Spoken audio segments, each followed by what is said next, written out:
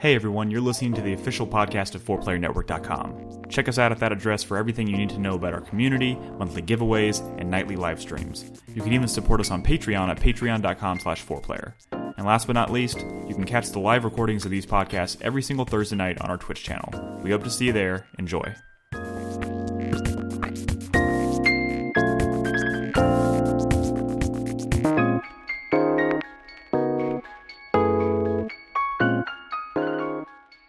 As perfect as it's ever gonna get. Hello, how everyone. About that was, oh God, he ruined it. No. I'm saying, how about the roll call is the start of the show? Like that's how you say hello to us. That's a horrible. That's a horrible idea. Intro. But I am gonna. But it's keep not that like our part in hellos at the funny. start of the actual podcast are that much better. It's like that. It's like the Thunderbirds or something. It's not about being better, Brad. It's about ease of production. But anyways. You're already starting this podcast. Oh, God, this is already off the rails. Anyways, hey, everyone. Welcome to 4Player Podcast, episode 725. It is July 20th, 2022, and I'm your host, Nick Henderson. I'm joined tonight by Brad Simons. Hello. Nolan Hedstrom. Hey, how's it going, everybody? Krispy. Hello. And Christopher Davis. Good evening. And it has been 2 weeks since our last regular show. Last week we did Nolan and Krispy did a co-op night, played some Raft together. Thank you guys for holding down the fort while we were not podcasting. I heard y'all had fun. It was a blasty blast. Yeah. Anything exciting? Our ship now has engines. Yeah, we got engine. We got like technology and shit now. We found a giant island that we both got like separated from each other and got lost on. Oh. And then I died, and then Nolan had to find my body and carry it for a ways, and then he's like, oh, the ship's right around this corner here, and he jumps in the water, and then he had to swim around half the island carrying my body to get to the ship. And it was sounds like a... Hey, I got us there. We got there. Like I didn't think we were going to make it, but we got there. You also found a cruise ship or something like that? There was a yacht. We found a yacht that we boarded. You can find yachts in that game? Well, it's like a story-based thing, and that's where we found the information and blueprints to make the engine for our ship. Yeah, once you get the radio that can like spit out coordinates and stuff, then you start finding interesting places. Y'all are playing. This is the 1.0 release, right? Yep. I don't know how much of what we played was new content. I think it was basically all still old stuff, just because we didn't get super far into the game story itself. I think a lot of the newer content is kind of post where we've ever gotten. It all kind of blurs together with early access. You never really know whether you're getting the new stuff or the old stuff. But hey, that's game development for you these days, huh? All right. Well, video games. We got games to talk about tonight. We're going to talk about Stray. We're going to talk about Who's Lila. Crispy's excited to talk about Who's Lila, I hear. We're going to talk about MADiSON. And who are we kidding? We're probably going to talk about Monster Hunter at some point. Much to Chris Davis's dismay. Before we get into that, I don't have a lot of housekeeping this week. Is there anything that anybody wants to bring up? Anything y'all want to talk about? Anybody seen any good movies lately? I know we've been waxing philosophical about Lord of the Rings a lot before the show. Lord of the Rings is cool. It doesn't mean you need to bring it up again. I don't care what anybody says. Tom Bombadil is awesome. See, that was quality content, Brad. How were we ever going to clear that piece of information if I hadn't brought up Lord of the Rings again? Brad's such a Tom Bombadil hater. Brad's a Tom Bombadick. I finally watched Stranger Things, season 4, whatever it is. It's really good. It's a pretty good show. So you watched like 12 movies or whatever. Dude, right? It's ridiculous how long those episodes were. So stupid long. But it's like, why did they not just break these up into longer episodes or shorter episodes? There was an interview about that, and I forgot what their argument was, but it didn't really sell me on the concept. But hey, whatever. In thinking about that last episode, there aren't a whole lot of areas in which you could actually do a proper episode break. I mean, it just keeps going. They could have figured it out. I wonder if Netflix was like, I wonder if Netflix gave them like, you have to do it in 9 episodes. And they're like, well, we want to do 10. They're like, no, it's got to be 9 for some stupid reason. I'm like, all right, fine. We'll just merge the two. Yeah, it could be something I'll tell you why. No, they do I'll tell you why it was 9 episodes. Probably because the contracts for the cast, which have been probably Episode-based. getting more and more expensive, are probably episode based. You know what, Brad? That's not a bad thought. Yeah. Well, they used to have the exact opposite problem where like they would mandate all those Marvel shows were like fucking 13 episodes or 14 episodes long. So you get this weird slump around like the last 4 episodes where it's like the story isn't going anywhere. Or in the middle. Yeah, it's like it's so weird. I'm calling it here now. Stranger Things season 5 is going to be one episode that's 18 hours long. Are they definitely doing a 5? Yeah, I heard the season finale was like 2.5 hours long. It is, which is long even for a movie, especially a horror movie. So what in the fuck? It's 2 hours and 19 minutes. Is there a full like arc of? Yeah. You know, yeah. There is a whole completed story in that episode. Yep. Yeah. I will say this. I gotta give it to. I'm happy to. Like they're in the writers' room right now trying to figure out season 5, and it's gonna be the last season. And like, congratulations to Stranger Things for being the first Netflix drama show that's gonna actually see its conclusion. Like, it's gonna go start to finish. It's not gonna be cut off in the middle of what they probably had planned. You know what I mean? Like, Daredevil was supposed to be like 4 or 5 seasons, or whatever, and they just cut it off. No, it's not. This one doesn't count because this one is like an instant like corporate brand. They're already planning spin-offs, which means it's not even going to end. It's just going to end with more setup, which means it's not even like a complete piece of art. It's just well, Brad, they got to start the STU somewhere. This is not the Stranger Things universe, podcast, but I do want to. But I am confident that like Eleven's story and like that group of characters' story will be done. Like spin-offs, whatever. Until she shows up in the credits of one of the spin-offs, and I want to talk to you about the Avengers Initiative. Is what you're saying? Yeah. I could go that way. Anyways, again, this is not the Stranger Things podcast. It's a pretty good season, though. I really enjoyed season 4 of Stranger Things. Did I? What's up? I stopped after like 2 episodes into season 3, and I was like, I don't know why I'm watching this anymore. And of course you did. And season 3 is one of the best seasons too. The only reason I've considered it is because when Stranger Things is out, the internet becomes like this place where if you consume like a single like second of Stranger Things like video or anything, right? You all of a sudden you become and there's so much of it. You just become inundated. All of your recommends, all of your algorithm goes Stranger Things. Just because there's so much internet. Welcome to living on the internet. Like that's just strange. Oh, but this is like algorithms. Yeah, I know. It's like on the internet, but I'm saying the sheer volume of different Stranger Things on every fucking platform is so much more like than a new any normal fucking thing. Avengers Endgame coming out or some shit. That's Brad, and I know it's not going to fix every aspect of the internet, but like when it comes to YouTube, I am constantly deleting my view history, not because I'm trying to hide something from other people. It's because I'm trying to hide it from the algorithm. Yeah, and it very much helps. Oh yeah, no, for sure. If you delete something out of your view history, you will immediately stop seeing recommendations for it. And start deleting your recommendations too. That works too. Yeah. I'm really glad this came up in conversation tonight because I accidentally watched a video on YouTube today while logged into my work's YouTube channel, and I was like, "Oh no!" So my favorite thing I was like, "I hope that does something." My favorite thing is like Google search like recommends or whatever. Like they have it like they'll start populating your Google with articles and stuff that you might be interested in, and they're like. Or maybe it's YouTube that does this too, where like you could choose, I don't want to see this anymore. I don't want to see anything related to this topic anymore. Or I don't want to see anything from this channel anymore. That's the smart way to do it. I feel like I'm on TikTok or something and I don't know how to stop the onslaught of shit I don't want to see. Like, is there a button on there that says, don't show me this awful, awful thing that you just showed me? There's on YouTube. But there's not on TikTok. I can't not on TikTok. Let's not forget about the lovely, like, you're shopping for something and then you actually buy the thing, you make the commitment, and then it just continues to show you ads for it. Like, you don't understand. Need another Roomba. No, you need another Roomba. There's some things that you don't need another one. Shit, man. Like, Firefox just put out a couple weeks ago an update that now blocks like tracking extensions in browser URLs. And since then, I have been just getting generic as fuck ads and not actual things that are based on what I've seen recently.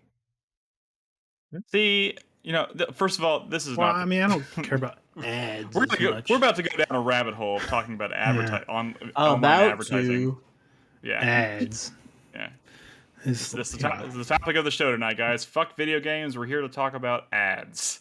I mean, isn't that what we kind of do in the news segment every time? I mean, I wanted to jump in back when we were still talking about Stranger Things.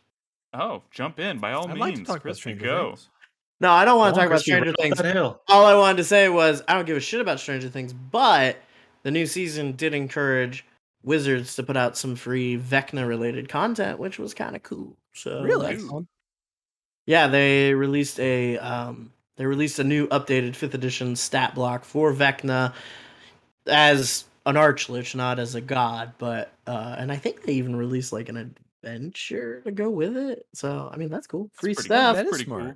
Nice. As far as Stranger Things goes, season 4 does have like the best D&D scene. They all have like the scene where they're playing D&D together. Season 4 has what I consider to be the best. Pretty good. Krispy's already skeptical. Look at his face. No, I mean the best D&D scene is just all Freaks and Geeks, obviously. Freaks and Geeks pretty good.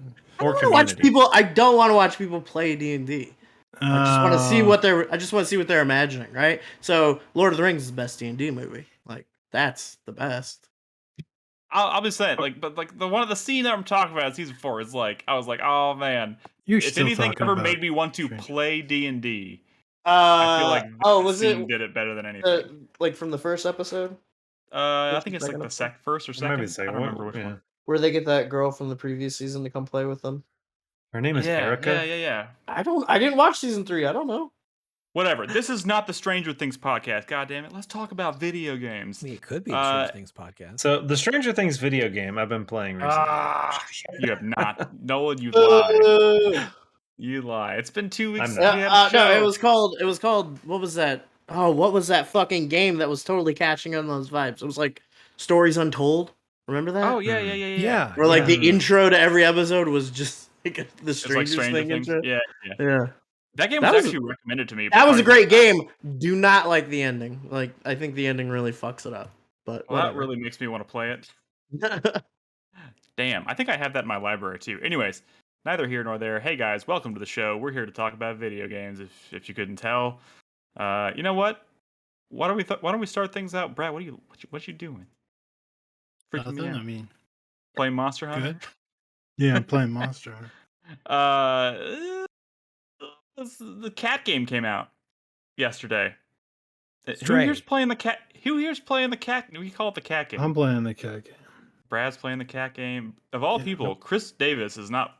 I know, Chris Davis, you can't. You don't.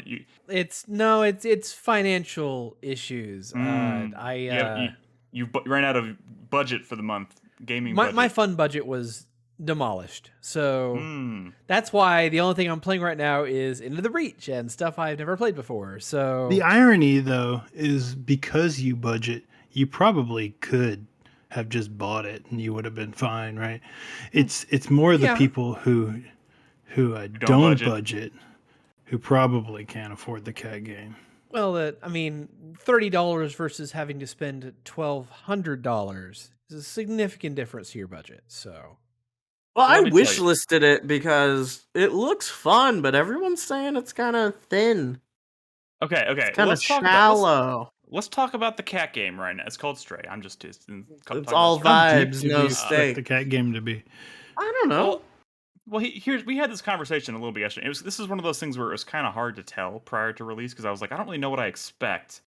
But like a lot of the stuff they were showing made it seem kind of open, and I was like, "Well, you're playing as a cat. You're exploring this kind of like cyberpunky city called the Dead City." And I was like, the exploration's got to be a part of this, right? Like if this was just some kind of like linear story that you go from point A to point B and like all the way through until you finish it, and there's no like distractions, I feel like a game where you play as a cat where you're not distracted by stuff seems like it'd be missing the point. And so I don't really know what I was expecting, but like I did expect there to be some light maybe some light puzzle elements to it, and I thought I was gonna be like scouring this world to find secrets and stuff, and that's pretty much what this is. But I heard that the game was littered with secrets. It is littered with secrets. God. Here we go. What do you mean by secrets? You mean like little moments? No. I mean, how do we quantify the value or qualify the value of secrets in a game, right? Because like, Are they like Doom? well, like think about Doom. A lot of the Never. secrets in Doom are like finding secret like compartments in the level that give you extra like ammo and power ups and stuff, right? Yeah. But like, what does that do for you other than give you additional tools, right? So like the focus in this game, you're finding if you take the time to explore the world, you find little puzzles, or you take hints from like taking in the environment, and you use those hints to uncover things, and they give you little tidbits about the history of the world. Because there is some interesting stuff I think happening in this world, because you play as this cat who gets separated from his little family and falls down this like gutter into this dead city. And the dead city is where humans used to live, but all the humans have died off. So all that's left are these like robots that are just like they're sentient and they're living down there, and they're scared of living sentient creatures. But you come across this one who is trying to get back, who is trying to escape to the outside world, and he gives you this little backpack. That answers your question from a few weeks ago, Krispy. How we got the backpack on. Oh yeah? Yeah, a little robot gives you the backpack and like slides it on you. Oh.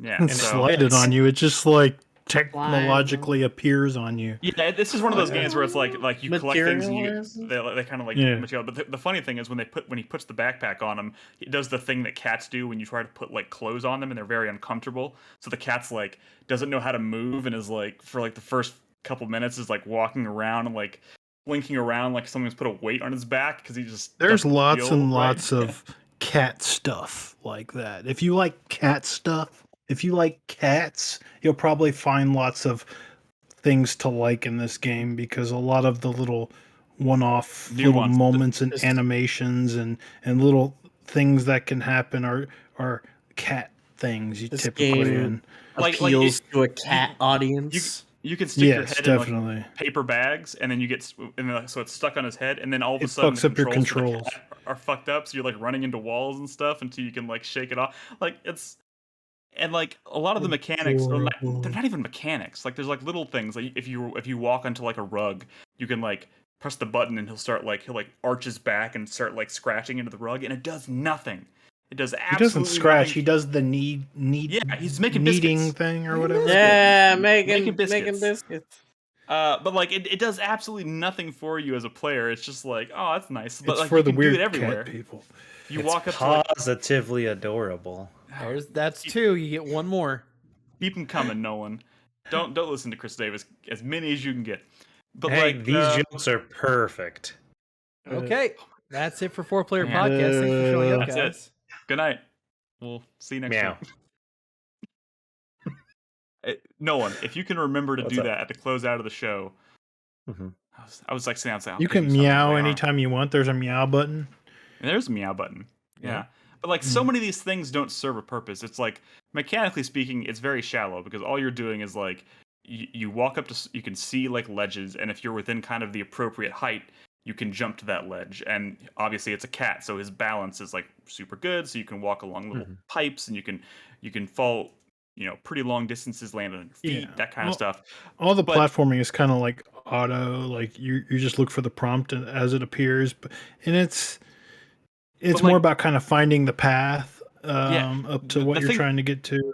The thing that I find the most satisfying with the platforming is like not the like jumping onto like railings and stuff. It's like when you see you're like I'm walking towards like a door, right? And there's like the door, there's like little like square windows, whatever, and like one of the windows has been like the glass has been knocked out. And I'm like, I wonder if I can squeeze through that. And like you just walk up to it, and the cat like does like a natural like just slides through the hole, and you're like, I'm a cat. Of course I can do that. Like going under things is like seems almost more exciting to me than like the actual act of like jumping on platforms and stuff. But like the stuff that I'm liking about this game is like the secrets that I'm finding so far. It's like I found a couple things where like they drop clues and it's kind of like trying to like scavenge around this world because it is kind of open and vertical, but it's a relatively small environment. But it's like, I think the game itself is like broken into sections. So right now I'm in like the slums, and then I think you go to like Midtown, and I don't know what's past that. Further than Nick, I didn't expect to be further than Nick. I mean, I just started this. Nick. I just started this yesterday. I'm like, like in the evening. I've played 2 hours, and also I'm not. No, blasting you have it. not. 2 hours. I've played 2 hours, like two solid hours. Maybe you're really exploring those slums. I am really like I'm trying to find all the memories because you're trying to find the memories in the world that kind of like because the little robot dude in your backpack. Slums, so you'll come back. I don't know that. How am I supposed to know that? I mean, I know that now. All the people. I mean, all the robots are here, and you're like doing stuff, for the dude. I mean, but like, this game doesn't do a lot to kind of like communicate to you like what the structure of the game is. Like as far as I know, like I could like as soon as I kind of progress past the story and leave the slums, like that's it. I've lost my chance to find all the secrets in the slums. So have you done any of like the puzzly chase sequences or whatever? Well, I guess there's the one which isn't. There's one at the beginning. Just to run away from them. Well, later on, you get to sequences where you're like you're being chased by these horrible little they're like little robot head crabs. They're kind of creepy. They kind of freaked out Henry. And they'll like they'll like jump on you and stuff and kill you, and that was very disturbing for Henry. He's like, oh, the cat died, but only in the game, he says in a reassuring but they become more puzzle-like, where like you can interact with doors, and I can open this gate and then run around here and climb up the ramp, and then they can't get to me, and then I can go around the other side and like close it or whatever. It becomes a little more. These chase sequences become a little more puzzle-like, if you will, which is kind of cool, I guess. Again, nothing is too. From what I understand, is that the strengths of this game are the stuff, the cat-like stuff, and also the story and the world like comes together in like a pretty cool way. There's like a lot of interesting characters and humanity, despite they're just robots. I'm definitely digging that stuff. I don't.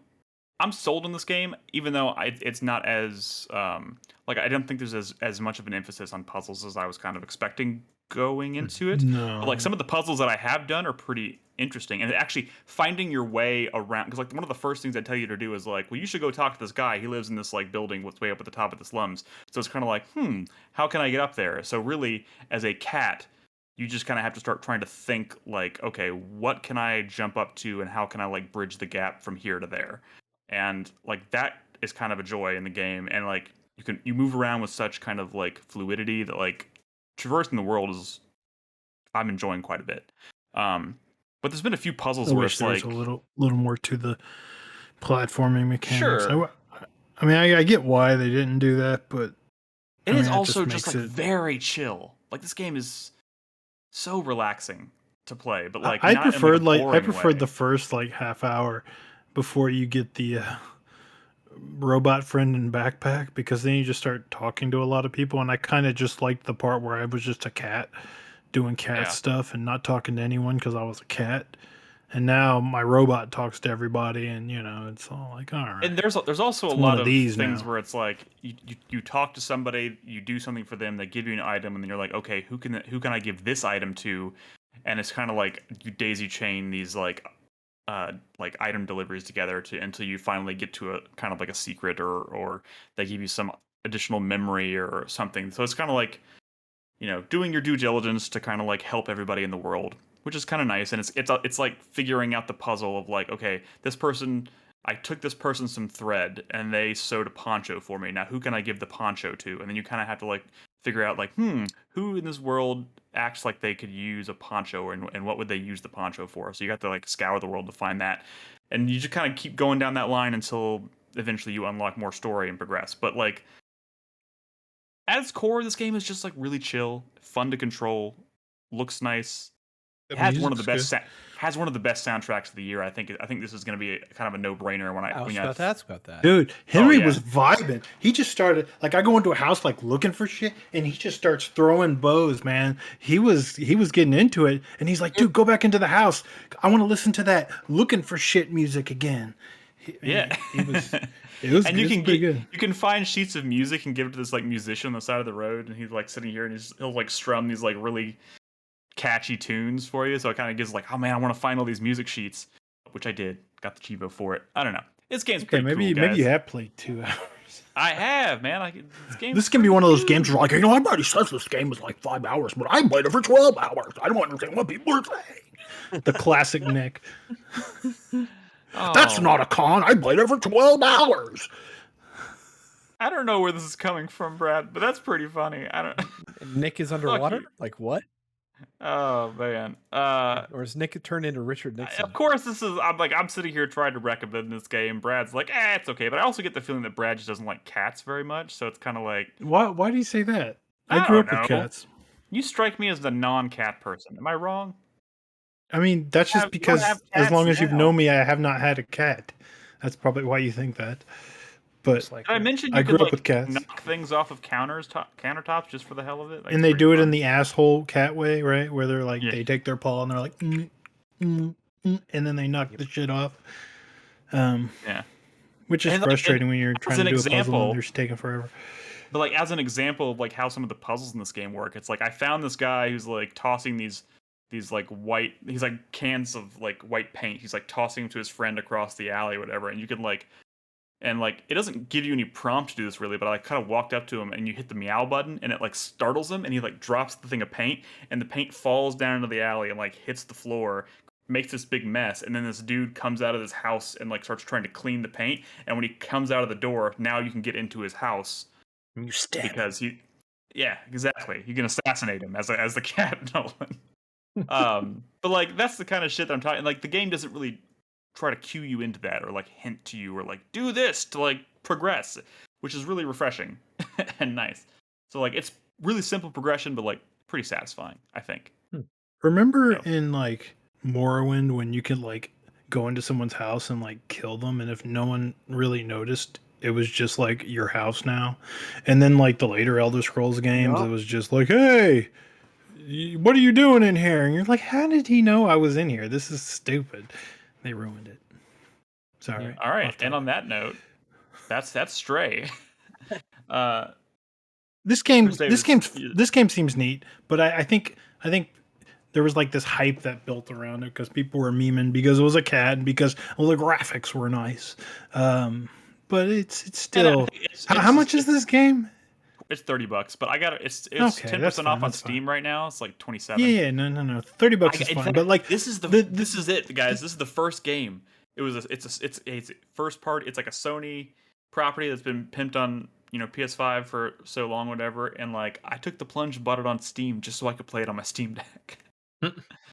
Even though it's part of the PlayStation Plus thing, I technically think I could have played this for free if you upgrade to the mid tier, I was subbed for a year. At least my sub was through like November, but they let you upgrade your sub through the year, and it's like prorated. So it was just like $11 to upgrade till November, and that's already saved a bunch on just Stray alone. Wait a second, Chris Davis, you have a PS5, right? Yes. He doesn't have PlayStation Plus. Probably. I've got basic PlayStation Plus. Yeah. Ooh, if you upgrade to extra. If you upgrade to extra, you get access to the game catalog, and you know what's in the game catalog, Chris Davis? Stray. Demon Souls. Oh, what? I already own that game. So if you want to play some Demon Souls, I'd love to. I'd love to have my copy of Demon Souls back, Brad. I forgot the logistics of this ongoing saga. Look, I'm not trying. I'm not. Which copy? I'm not trying to like steal it from you or anything. I mean, if I really felt like oh man, I really want to do a new game plus, I would do my best to get it back to you. But you just want it back on your shelf, and I get that it is your property. But I'm just I never go to Round Rock. But if you're over in my neck of the woods, feel free to swing by. I told you, Chris Davis, next time I'm in Brad's neck of the woods, I will pick up your copy of Demon Souls. But kind of like Brad never comes to Round Rock, I don't think I go where he is very often either. One day you'll see it again. One day we should have a lunch or something. Just meet up in person, you know? Maybe we should have a lunch. Also, like, there is this thing called the mail. Yeah, that too. But then, you don't even have to leave your house. Brad's been like, yeah, I sent it. Trust me, and he never did. He's like, I don't have to leave. I don't have to leave my house. How do I get How do I get it to the mailman? I mean, okay, you have to go to your mailbox. You don't have to leave your property. Put it that way. There's that. I don't think it'll fit in the mail slot. Oh my god. Okay. All right. Jesus so Christ. I'm gonna go a little different direction here. I want to pass it over to Krispy. Because you've been playing. No, he's shaking his head. I don't know. Now he's nodding. Okay. I'm just going to go with it. Krispy's been playing a little game called Who's Lila? And he seems pretty smitten with it. And so, I've been playing it too, actually. Oh, nice. Look at this. Oh! This has come out in force tonight. Oh! Well, this is going to be a frustrating conversation. This is a conversation. This is a video. I've seen before the show. He was like, "This is going to be one of those games." Oh, and I was I've seen like a trailer of this game like ages ago. So here's the thing, people were talking about it, and I was like, "What the fuck is this?" Like the footage that we're watching right now. I went through an ending that I'd already acquired. By the way, there are multiple endings, but just kind of don't freak out. Don't freak out on me, okay? I'm composed. Oh my god, there's multiple endings. There's multiple endings, and I'm gonna go through one that I went through before, and I feel like this ending kind of encapsulates what's weird about this game without really giving too much away. Okay. Because this is one of those games where it's like, the less you know going in, the better. There's entire mechanics that I'm not even going to mention just because... Are you sure those mechanics aren't in the trailers? Because I've definitely seen some weird... I didn't watch the trailer. I don't know. But, okay. I do know that, I think we got to talk about the basic mechanics at least. Well, I don't know. Can I say what was pretty apparent from trailers that I saw years ago? Well, the trailer that I saw really just kind of dealt with the whole face stuff. Okay. I just wanted to make sure that you talked about that. Yes, that is like the main thing of this game that your character cannot make expressions naturally. He has to think about them. Yeah. Your character knock off Michael Cera. Wow. Okay. What? I don't know. So are you like a sociopath or something? I can't even. No, I mean that's not what's wrong.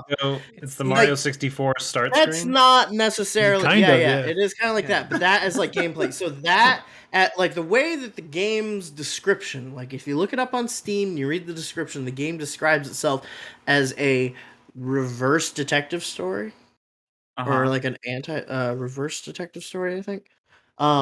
Because a lot of it does have to do with you manipulating your face in a certain way to sell deceptions, to manipulate people, to get them to do things that you want, or get them to like leave you alone, stuff like that. Like there's like you'll like try to get in an apartment building and someone will be like, "Oh, hey, you can't go in here. Do you live here?" And you have to like lie, like your character is going to lie to them and you have to use your face to sell the lie without making them suspicious. That's interesting. But that is also just kind of like the tip of the iceberg. like there's other stuff that pops up in this game that it just okay, so like when I was playing this, I just kind of like turned it on the other night on a whim because I didn't have anything else to do, and Chai Tai had gifted me this game, so shout out Chai Tai, thank you. Because he was the one in Discord that was like, you have to play this game.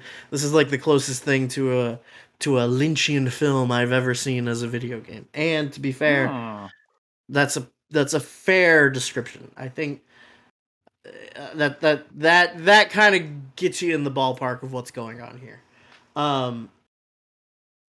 I turned it on and I was playing it, and it was just kind of like I played it for like 2.5 hours, and it was just gut punching me left and right that whole time. And like I was typing in chat, I think I even said something like is this the new year walk? Like at one point, which I don't know if you guys remember when we talked about year walk all those years I ago. remember. That was a really weird, kind of twisty, puzzly sort of game that I really got enamored with, that I really enjoyed. This game does stuff like that game, but is this kind like of Camdrome, but an actual game? Well, that's not. I don't think now that's fair. a weird question because Yeah. nobody knows what Camdrome is. Like, I know, but like I remember the effect it had on you. yeah, but so this yes, I will say you're maybe a little closer to the plate than you think you are. Cool. There is a level of intrigue in this game that is genuinely interesting, with the facial mechanics and exploring this very monochromatic, very almost controlled presentation of the world. I've only done like one ending. I haven't played too much of it. It's not my thing. How long does it take to get an ending? Like y'all. It was 20 minutes for me to get the first one. Not really. Okay. Wait, God damn it. I have to know what ending you got, but I don't want The school. Off stream. Yeah, During the but break. it might be germane to the conversation as Maybe well. Chai Tai messed up. He meant to click me. You know, surely he knows my love of David Lynch, but maybe he doesn't. I don't know. This game is, if you're not necessarily a horror fan like me, you might have trouble with it. It has, combined with the presentation, it has this soundtrack that is very, very, very off-putting. You know, like that constant tension going on. It's, I don't know. Again, it's not for me, but if you like that kind of stuff, this is a game for you. It's I like that kind of stuff. It's really weird. The actual like I see what you're talking about now, Krispy. Like the actual like nature of what is going on is about as wild as could be. Like when you like and that's the other thing too, is like I kind of fell into this a little backwards. I started doing endings that I don't think the game necessarily meant for me to do first. Like there is a series of events here at the school that you do that takes you to an ending or takes you to one of 2 or 3 endings that I think is very much like, oh, this is supposed to be how you're introduced to this whole situation. And this was like maybe like the 8th or 9th ending that I got. Right? So, and when I say there's these different endings, basically what I'm saying is that like you're playing one day, like you're playing a day, and your choices take you through that day, and at the end of it, something happens, and you reset back to the same day. Gotcha. The different endings are also like categorized by tarot cards. So like each one of the major arcana has something kind of to do with like what's happening in the story, and also just kind of like the mythology of the tarot kind of relates in a psychological way to what's happening. It's just really fucking weird, and when you kind of start getting a glimpse of how weird it is and like where they're actually taking you and where you're going, like where the game literally physically sends you, you're like, oh wow, okay. Like this is really weird, and it does all that kind of like freaky blurring of line shit that I really like from these weird indie horror games. I wouldn't even say that it's like scary. Like I have not been like freaked out playing this game, and it's not scary. It tries. Yeah, and I'm a weenie. It tries to do jump scares on you. It's an unsettling game, not a scary. I don't even know that it does. Like, there's one thing I've encountered that maybe is a jump scare, and it was kind of freaky at the time. I was like, oh, but like it wasn't like. But if it's truly Lynchian, then it should be so unsettling that it's. Oh, it's not okay. Well, first of all, you're scared. I didn't say it was exactly a one-on-one comparison to David Lynch. I said this gets you in the kind of neighborhood. Second of all, just because there's nothing like jumping out and making you go, oh, doesn't mean it's not like a deeply unsettling story, a deeply unsettling game. And there's this very weird effect with the way that the game's layout is displayed, because as you can see, there's always like a face on the right side of the screen. Okay. Even when you're not manipulating it. Face, right?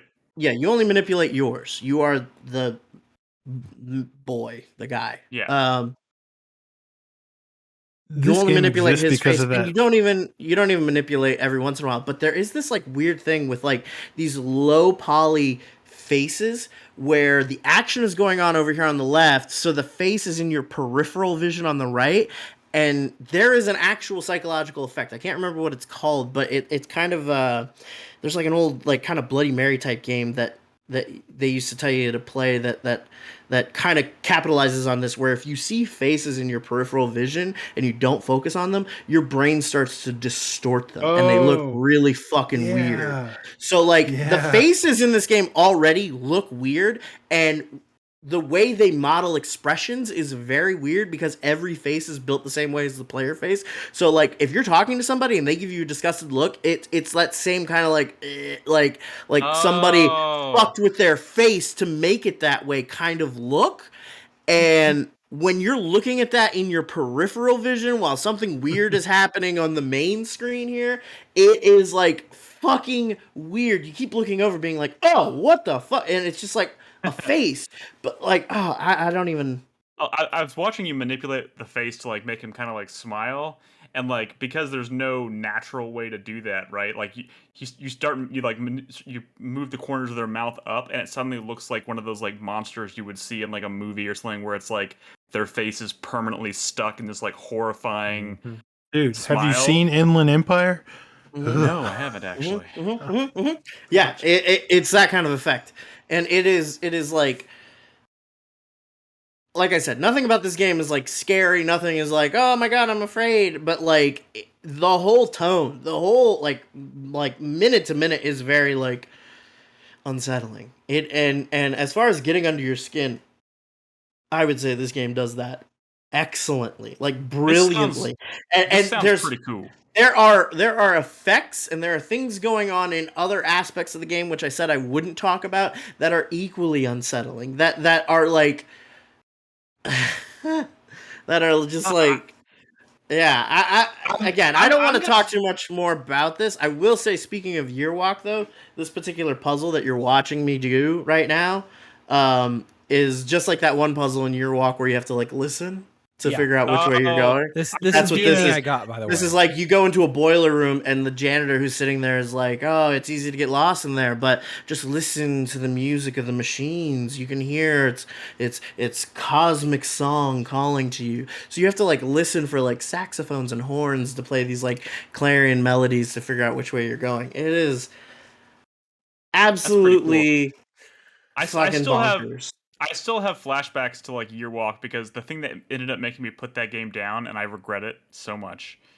I'm not gonna lie, was that puzzle where I had to listen, but I kept, every time I was trying to play that game is when I was traveling, and I was trying to do it on an airplane, and even though I had headphones on, I couldn't hear the tones at all. It was like they didn't exist. It was like the white noise of being on the airplane was canceling out the tones. So I kept thinking, I was like, what tones are they talking about? And it was so frustrating. It made me so mad. I put it down, and then later on I went back and listened to it. Like I just like turned it on and put some headphones in at home, and I was like, oh my god, I couldn't hear any of this before. This makes so much more sense now. Fucking hate that I never finished that game because of something stupid like that. Well, and see, that's the thing too. If you didn't finish that game, you didn't get to the part of it where like the comparing this to Year Walk doesn't mean anything to you without that experience of finishing Year Walk. Which is this, by the way? I mean, anybody know? Like, I don't know. This seems like it'd be like that. I think. Is it really? Ooh, this seems like a cool. This might be a good Steam Deck game. Play in bed at night. It is. It's $12. I can. If you spend $15.38, you get the game and the soundtrack. Those deals always get me. Yeah, it's $12. I think it's absolutely worth that price. If you're into obtusely weird creepy shit. I just caught you like manipulating his face out of the corner of my eye. You like lifted one of his lips up on the left side, and I was like, "Huh." It just freaked me out. Yeah, I'm gonna play this. It's fucking weird, and I'm at a point now where it's like, I know that I've only got like maybe half of the available endings, and it's like I don't know what to do.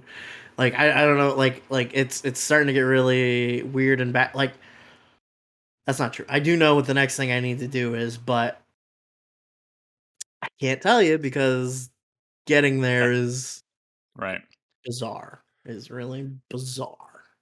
If you're interested, Nick, there is also a free demo on Steam. There might be a slight complication Yeah, with I playing think this I on heard about Steam the Deck that I'm demo. not aware of. What would that be? Or is this something tied to kind of like? Yeah, this is like I can't. Oh, is it like desktop stuff? One Well, of those? no, it's I don't want to talk about it. All right, don't worry about it. It's cool though. Yeah, it's Hey, fucking Chris. weird. It's really weird. I love it. I mean, this is honestly like Elden Ring came out this year, and I was playing this, going like, "Is this the best game this year?" Like, Holy shit. I mean, that- I don't. I mean, obviously, there's no comparison between this and Elden Ring. They're just apples and oranges. But this is going to be in my top 5. I feel like because it Nice. is fucking killing me. Love it. Love it. Cool.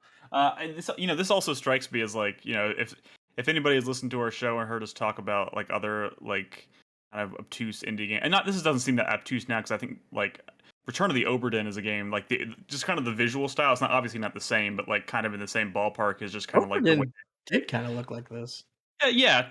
Certainly with like Yeah, this the stippling, like the The like, fun thing about this game too is like there are palettes hidden all over the game that unlock different color palettes for this look. Ooh, That's pretty cool. It's got a good look. But yeah, it certainly kind of feels like one of those indie games where it's like kind of obtuse mechanically and has like a cool like monochromatic art style. I don't know, but yeah, I dig it. I'm gonna try this out. Yeah, it's pretty crazy. That's called Who's Lila? Who's For those Lila?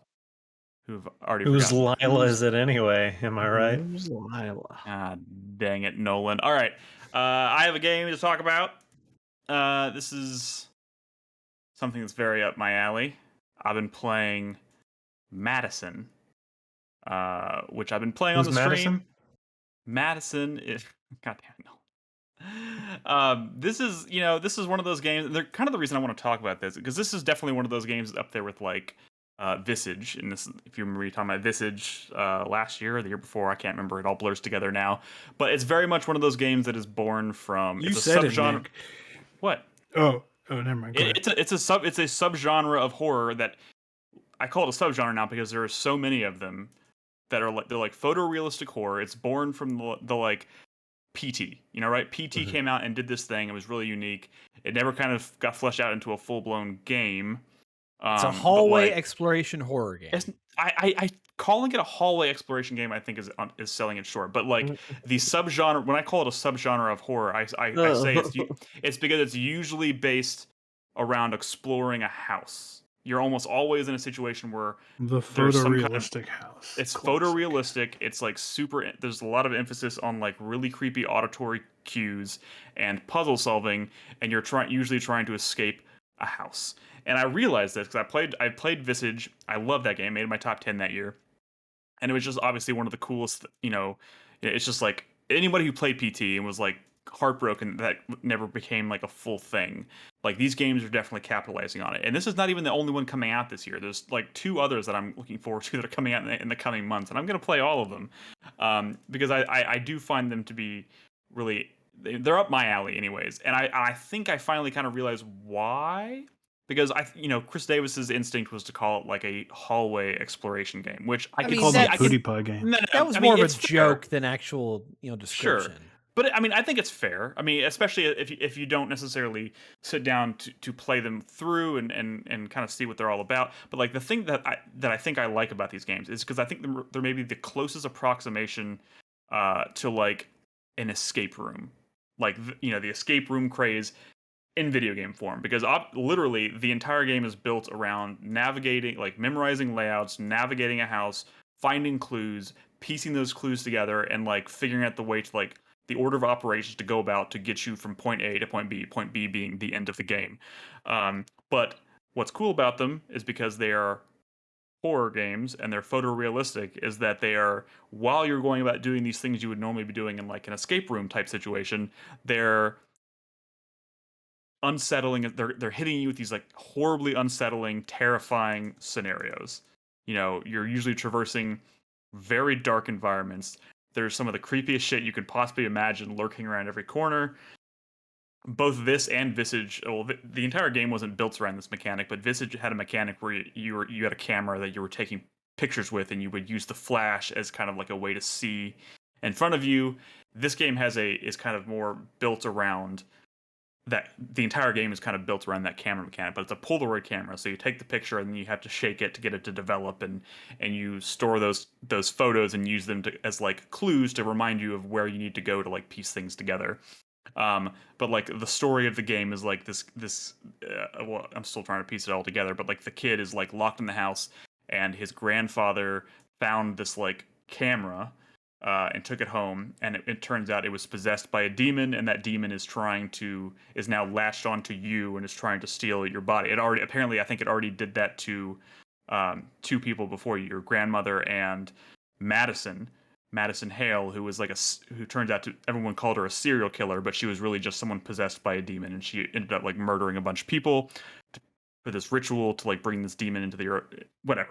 But like all that shit is like just, you're dealing with all that while navigating this like super dark, creepy house, and it's playing with your perception of like space a lot, and there's just like there's a statue that's in the house that will follow you around, so like you can literally like turn and then turn back and it's gone, and you never know where it's going to pop up again, and it's not really doing anything other than like following you around the house.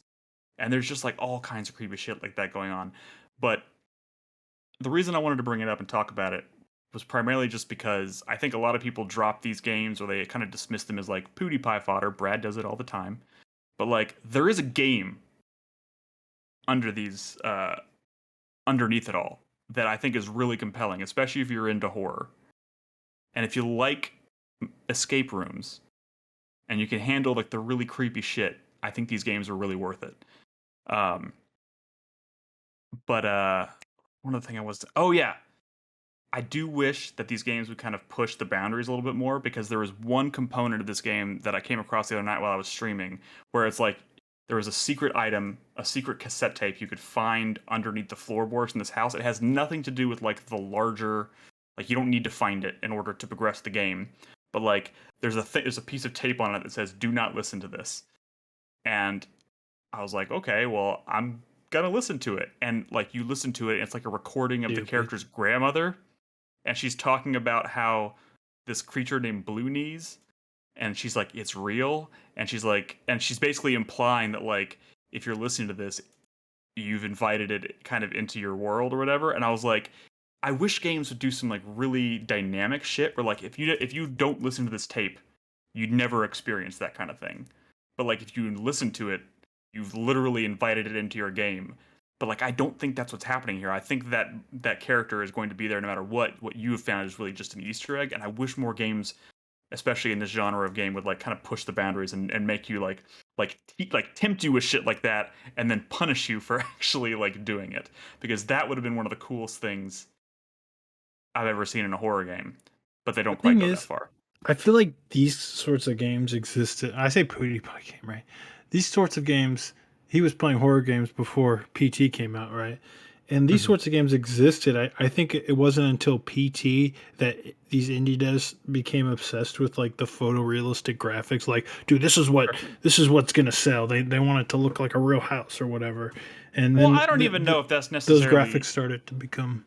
But like there is also it's an appeal, right? Like these, that may be true, but like PT appealed to a lot of people who wanted to see that game become something that more than what it is. And obviously, when that didn't I don't come know. to pass, like it certainly makes Yeah. sense that people would jump on it. It's so funny because Silent Hills was probably not even going to be anything like PT. It. And then it was just something that people thought was really scary. And part of the reason it was really scary is because it was very real looking, I think. And this and Visage are both games that I think have pulled it off. Especially this game was made by 2 people, and it's kind of shocking when you think about that. And like, it's there. I don't know. It's just it gets my blood pumping. It's like it's super compelling. It's one of those things where like it's like a heart attack. You know what I mean? Like I don't play this game by myself. I play it on the feed. I play it because there are people there with me to help me get through it. I would never turn this game on and just play it for fun. But that's I think part of its appeal as well. But like I don't know. I love the fact that like PT didn't come to fruition, and people have picked it up and like taken all these different approaches, like the same style, and kind of told the stories that they want to tell with it, while also creating like really compelling puzzles and atmosphere and stuff like that. There's 2 other games. There's one called Luca. What is it? No, that's not Luca. What is it? No, there's one called No. There's the Mortuary Assistant, which comes out next month, which I played a demo for on the feed. Which is actually cool because it's like this, but like you're working in a morgue and you're actually like doing the like autopsies and stuff at night after dark and stuff. Like you're the only person working there, and like crazy shit starts happening. Like that's pretty cool. And then they should do one of these games in like broad daylight. They should. I honestly I love the idea. They can't just keep redoing kind of the same thing. Oh, the other game I was trying. No, but like. There's only like 2 or 3 of these games so far, but like there's more coming, and it's become an incredibly popular subgenre of horror, which I totally get. But like if they want to keep it fresh, they're gonna need to start taking some chances. And the other one you're thinking of is Who's Luca? Is it no Luto? That's funny. Luto is what I was thinking of. Which is coming out this year. Can I just say like there's going to be stuff happening in the daylight too as well. I hate that like PT gets so much credit for as like establishing like fucking anything just because the graphics were really nice when like But like, it wasn't even about the graphics. It was barely even a fucking game. Like these are more games than that was. That was just thrown together a demo. What about like Amnesia? That was like a big deal, and that came out before PT. And you're absolutely right. In fact, but like I attribute the success of like these kinds of games taking off to the success of Amnesia, to the success of PT. But the reason PT was so fascinating was because of the way you progressed it, the way you interacted with it, the way you had to like. Do you remember when that demo came out? And we were all together and we stayed up like until super late at night trying to figure out how to finish that demo. You got to get the ring, and you got like the actual thing we were trying to figure out was like no one even knows how it works. It was purposely obtuse because it was trying to hide the thing, right? It was trying to hide like the core of it was to like reveal Silent Hill. So that obviously had to be really well hidden. These are not that obtuse. But like you are still interacting with the world in an unconventional way. So you are in this game. You're going around. You're taking photos of things that like and like kind of the thing I'm doing right now is like this person is having visions, and it's like a scavenger hunt. So it's like he has these visions and he like draws in his like notebook like with a crayon or whatever, and it's like some kind of like obtuse thing. And you're like, where have I seen this in the house? And you have to go find it, and that usually means you have to go into like places in the house you definitely don't want to go. Like, of course I don't want to go into the basement, but I know the thing I'm looking for is probably in the basement. And like that kind of stuff is sounds cool. Kind of cool, like that, like a video game. I will say that PT's famous because it was a moment. Sure. That's it. I will say that in watching your stream the other day of this, I guess the thing that would kind of turn me off about it, beyond just other factors, is that it doesn't do a good job of conveying environmental interaction. Like, you were lost for nearly 30, 45 minutes and you had to get some help. No, okay, so when I say it's obtuse, the reason, like, I compared it to an escape room for a reason. Because escape rooms force you to like find clues, and you don't even necessarily realize they're clues or you don't even realize what they're trying to tell you. And that's very much what this game does. What Visage also did, because yeah, I was looking to chat for help.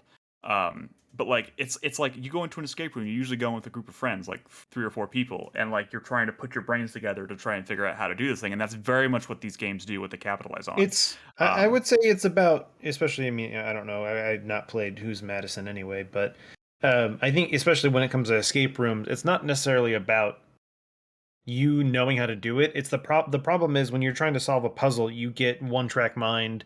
You're not seeing the obvious thing because it has to be this, and some other person who maybe was in another part of the escape room walks over and they're like, "Oh, what about this?" And you're like, "Oh, I didn't even think it." Yeah. And so I think that's kind of one of the benefits of having someone else kind of around, is not necessarily to give you the answer, but more so, yeah, to help you kind of, hey, get out of your mind and think about it this way. But some of these puzzles are pretty obtuse, and like I've had multiple situations now where like when I finally kind of realized like, oh, that's what I need to do. Like those are really satisfying moments, and these kinds of games so far I think have done a really good job of like giving you that satisfaction, while also scaring the living shit out of me. So I could never play this game or that Visage game. It's you should try it. You should try it, Brad. It's free. No, I mean I don't want to play a scary game that I don't find fun to play. It's just really scary because I don't want to be scared during a game that I'm not even really like vibing with. Well, it's just scaring me. I don't want to. Yeah, don't play with Henry. That's for sure. I don't know. I just like the puzzles. I really enjoy in this game. Like there's one where you're using a camera to like take a picture of a sign that will change the time period. So like you take a picture of the sign that says 1951, and suddenly you're in 1951.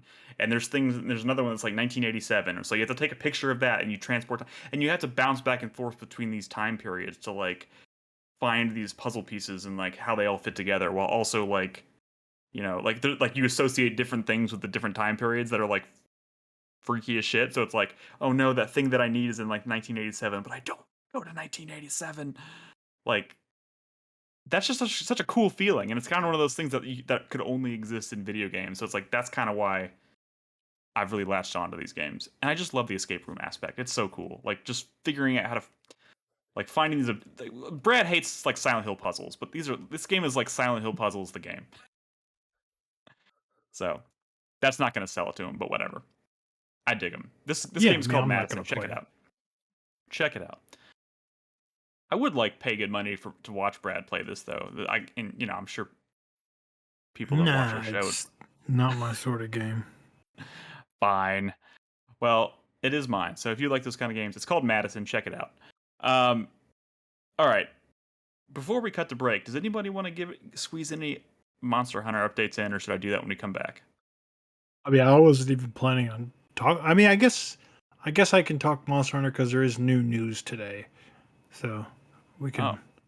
Well, then let's talk about it in the news when we come back. So we're going to take a quick break, and when we come back, we'll do a little bit of news. We'll answer some questions from our listeners, and we'll wrap up with the 4-player minute. So don't go anywhere. Yeah.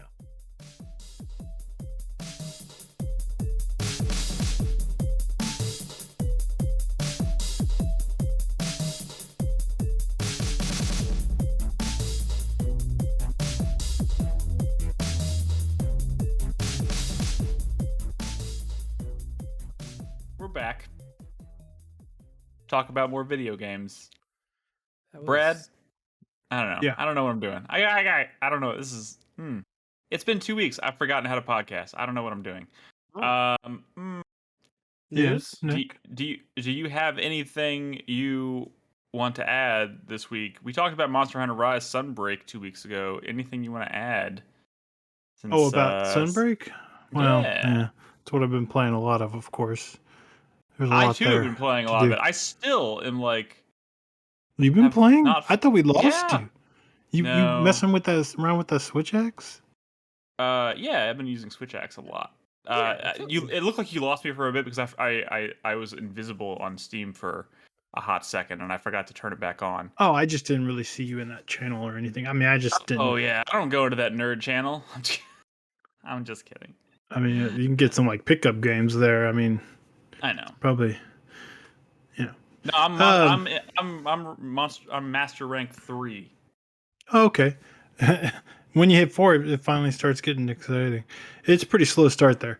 But man, where I'm at now, I fought Valstrax yesterday, the Master Ranks version of the game and of that monster, and so I'm like I think I'm Master Rank 75, 76 Holy right shit. now. Wow.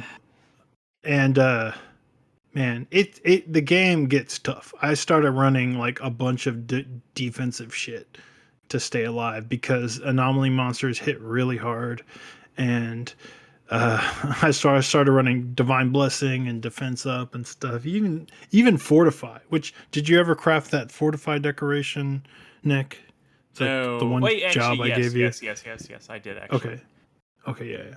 That's the one that where if you cart your defense and attack goes up percentage based. Yeah. And it stacks if you cart again. So it's useful. Which does happen periodically. Yeah, it happens. It happens. But you got to get good, and you got to get good at killing monsters quickly, because once you get to anomaly monsters, it's like, whew, they have a lot of hit points, and they hit really hard. Oh, and they're fucking dick. They all have a floaty move. That sucks. So there was some news today about the first title update, which comes out in August. And it's a pretty big system, and it's there's going to be more anomaly hunts, and specifically the materials from these new anomaly hunts tie into a new system where you can like basically random roll new stats on your not new stats on your armor, additional stats on your armor, from like extra defense to extra slots for skill gems to even new skills themselves, and it's like randomly generated. So it's definitely like a slot machine to feed the players who are really really hooked on the game, because they're going to keep doing rolls to kind of craft that perfect armor piece, right? Of like an already good armor piece, but let's see if we can get attack up on it as well, which is going to be insane, which means basically following like meta builds on on the internet, to make the best possible set you can to do the most amount of damage is like basically going to go out the window, right? Because before it's just the talisman, right? Where the talismans are random rolled, and you're watching a speedrunner who has a talisman that's so good. You're like, how did you fucking get that? Like, I can never be as good as you because you have this god talisman, right? And now all armor pieces are going to be like that, and it's going to be crazy. It's just going to be Destiny now. Oh God, don't say that. I don't even think Destiny does that anymore. They used to, and then it was like, oh, this sucks for build crafting. We'll see. It's going to be addictive. I mean, but it's also kind of exciting because it gives like you things to feed those post game hunts.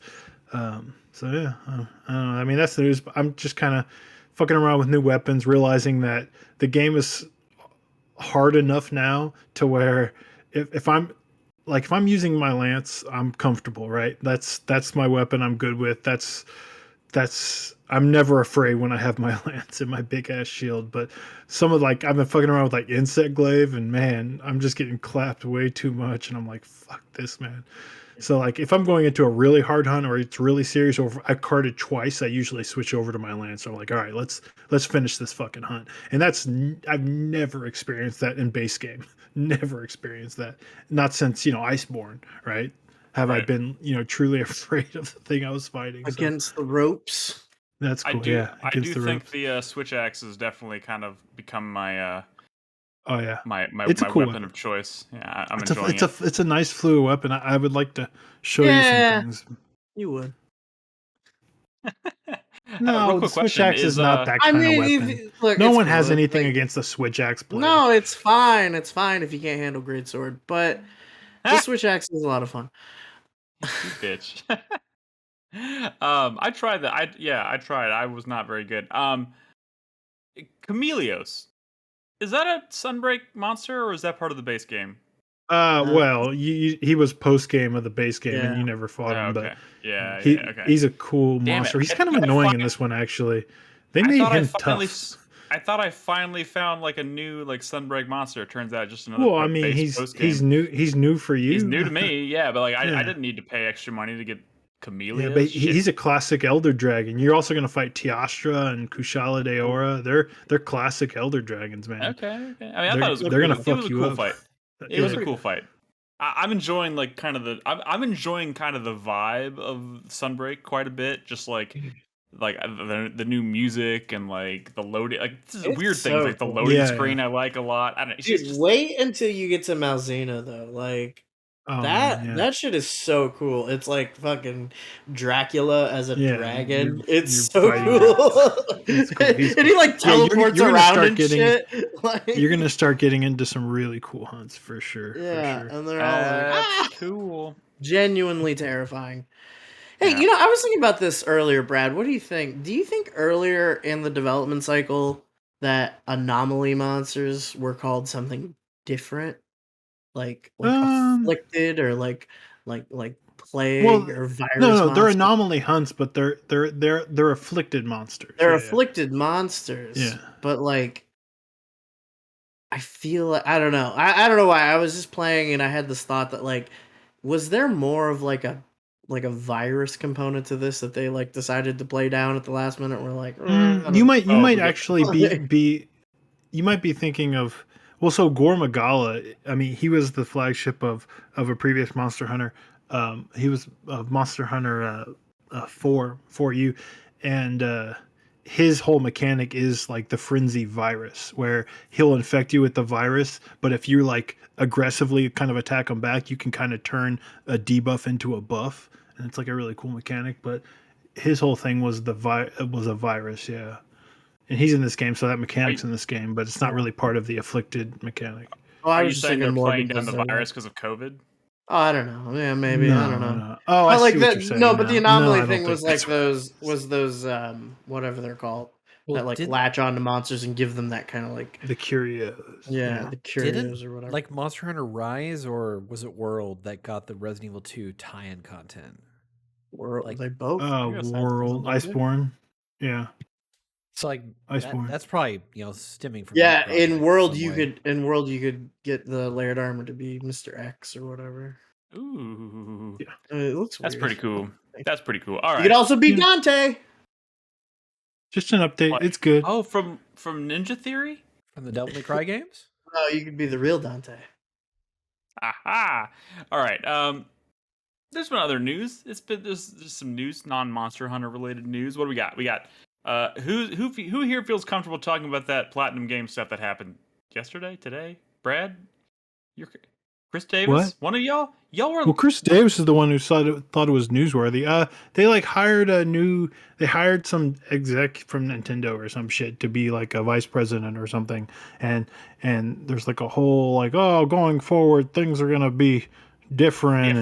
And yeah. It's just a bunch of PR speak, probably because everyone hated Babylon, or no one played Babylon's Fall, and everyone thinks that Platinum Games is kind of suffering from a little bit of the Bethesda situation, where like, how long has it been since they shipped a game that people really liked? It's been so long, so they must be bad now.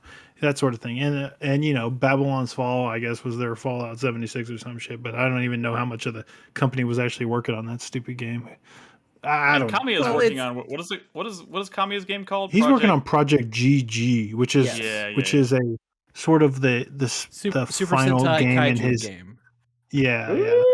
Beautiful Joe, Wonderful 101, and then this game, which I'm guessing they're going to go big, because that's quadrilogy. There was a teaser trailer. Well, so. Evidently the scope of Project GG has scaled up significantly. It's much bigger than that teaser trailer that was presented. It does sound like they're kind of starting to lean towards putting all their eggs in the Project GG basket in terms of kind of like their big comeback project. Well, no, at least Kami is talking a lot about this being like a game that he's like very, very confident in. Which maybe is just PR speak, because he's trying to kind of like he's just a confident guy.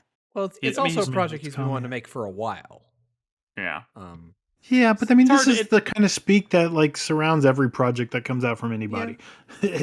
But also in the news, I guess, related to Platinum is let me before we Bayonetta. go into that, Okay.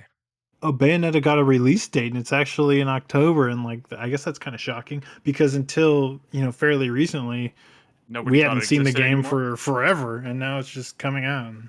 And there's like a new character who has a grappling hook, and she's a little bit Nero, a little bit Virgil, a little bit A grappling hook. How she has a big derivative. Cheshire cat. I don't know. It could be cool. I mean, as far as the news goes with Platinum, like it's more than just that. I mean, the investment for Tencent is evidently allowing Platinum to scale up to about 1,000 employees potentially. They're working on multiple unannounced games. They're also looking at self-publishing from now on, and they recently approached Microsoft evidently to get funding on a major project. Oh no! Woo! It's gonna be Scalebound! it's gonna be Scalebound all over again. This is a bad idea. But I will say, I do kind of wonder, because Platinum, like, we've had conversations in the past about being concerned about the future of Platinum, not because their games don't necessarily really sell. because it seems like their games don't really sell, even the really good ones, and more often lately, anyways, like more often than not, their games they've been putting out have been kind of underwhelming. Not really, but have they not? That's the thing, right? I mean, what was the game that came out before Babylon's Fall? I mean, have there been any, like? I mean, there's got to be several projects between. I mean, Nier Astral Automata Chain came out, but people liked Astral Chain. Did it sell before well? that was Nier Automata. I don't know, but I mean, are you talking about sales? Or are you talking about quality? I'm talking about. I mean, it's a little bit of both, but like sales are obviously just as important here. So, there was that small shoot 'em up that came out Soul Crest early this year, which that released at $40. So of course that didn't sell. I mean, all I'm trying to say is, like, I feel like any other studio that would be having this kind of like consistent, I don't want to call them problems, but like, either underperforming or not being received particularly well, or a combination thereof. Like Nier was, unless I'm forgetting something, wasn't Nier Automata like their last like huge success? I mean, maybe their only huge success besides Bayonetta. Yeah. I mean, like, but they did Bayonetta 2, Nier Automata, and there's Wonderful 101. I mean, that was a huge bomb. I guess it was. I mean, but Vanquish, Mad World, isn't this Anarchy kind of making Reigns? the point? Isn't this kind Metal Gear of Rising? making the point? Like, of what? This studio, I feel like any other studio that had the track record that Platinum had would have been closed ages ago. And like, as much as I don't want that, they ship games. Obviously, they ship games. We don't know where the money comes from.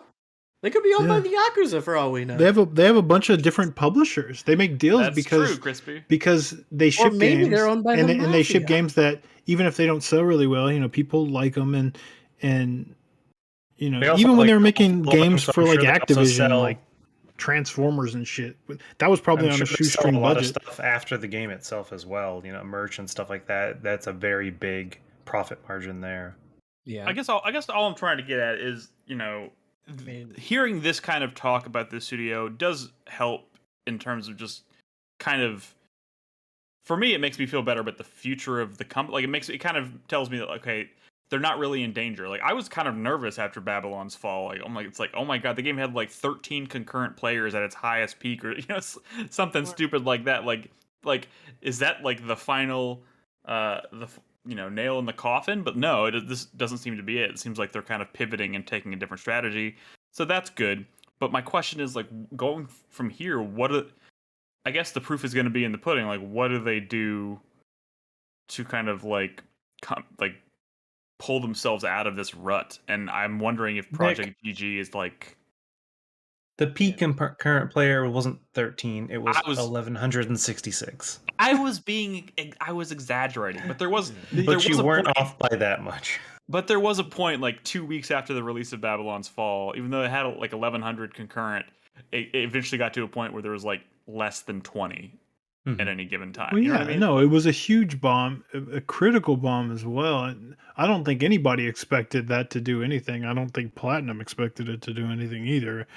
I'm sure they were planning on its failure, behind the scenes as well, as far as Is anybody concerned at all about Bayonetta 3? Because I'm like as excited as I am, I'm also a little concerned. It's still on the Switch, and it's kind of What do you mean? there's some art issues. But like Bayonetta 2 was on the Switch, and I still think people would that's a raise Wii U game. So that's what I meant.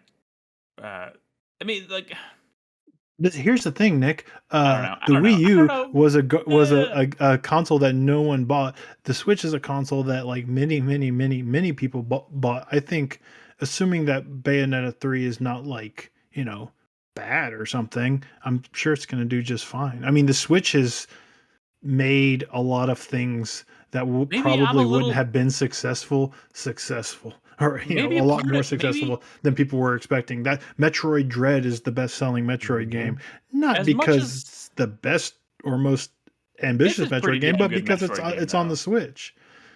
It's a pretty good. Let's give it some credit. It's a pretty damn good Metroid game. Yeah, but what I'm saying is, it's a Switch game. So many people have Switch. People get really excited about new Switch games, and I think Bayonetta is going to be fine because of that. I'm sure it's going to do a lot better than Bayonetta 2 on the Wii U.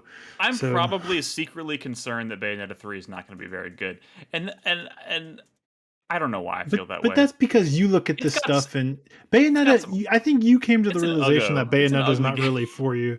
It's not a pretty game. But you say it like you say that like it's so matter of factly that it's not really for me. I played Bayonetta 1. I played Bayonetta 2.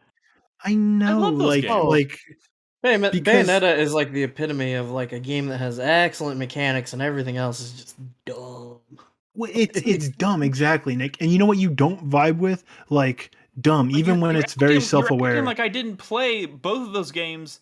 You play a lot of things, Nick. You don't have a fucking Bayonetta wall scroll or anything. I get it. You played them. That's fine. You even kind of liked the second one, right? But I like what the I'm second saying one more than the first one. I know. That's great. But that doesn't mean it's not, when you look at MADiSON or you look at Bayonetta, you know which one is more you. Bayonetta has just never maybe vibed for you that same way. With that said, Witch Time, man, I think Witch Time is one of the dopest mechanics. Sure, of course it is. But we're not talking about mechanics here. We're talking about everything else you see in a trailer. And I like Bayonetta 2 more than Devil May Cry 5. Sure, Nick, that's fine. I don't know. You are the one. Better.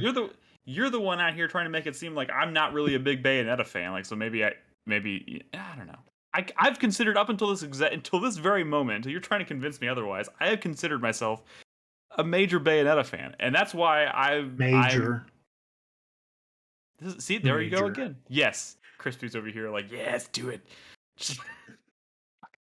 I mean, well, no, I'm basing this on the conversation we had in Discord, where you sort of were realizing that yourself. So I don't know why you're disagreeing with me all of a sudden. I think you're having a real identity crisis as somebody who maybe likes Bayonetta, Nick.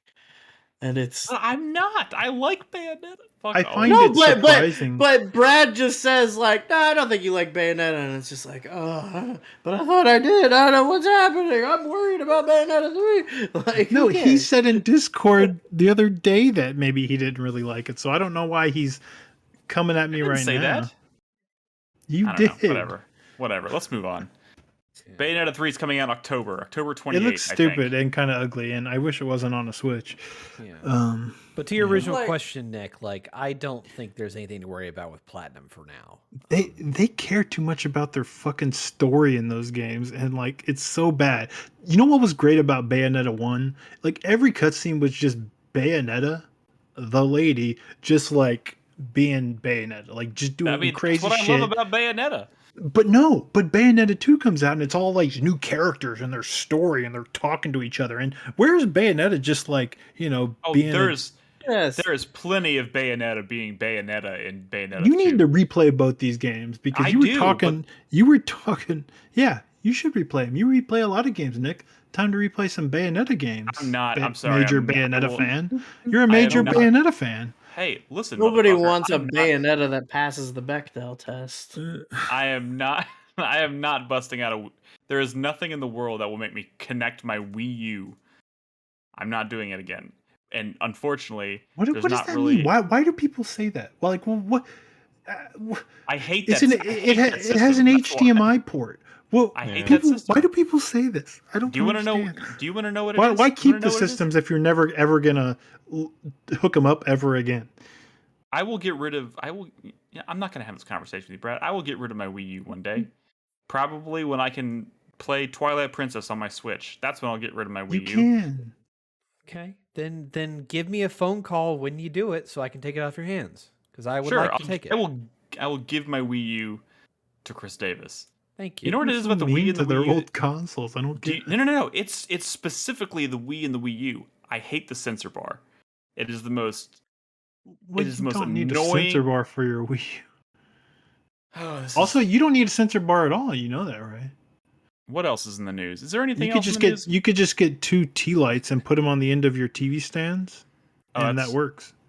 Sure. Really? Okay. Mhm. It does.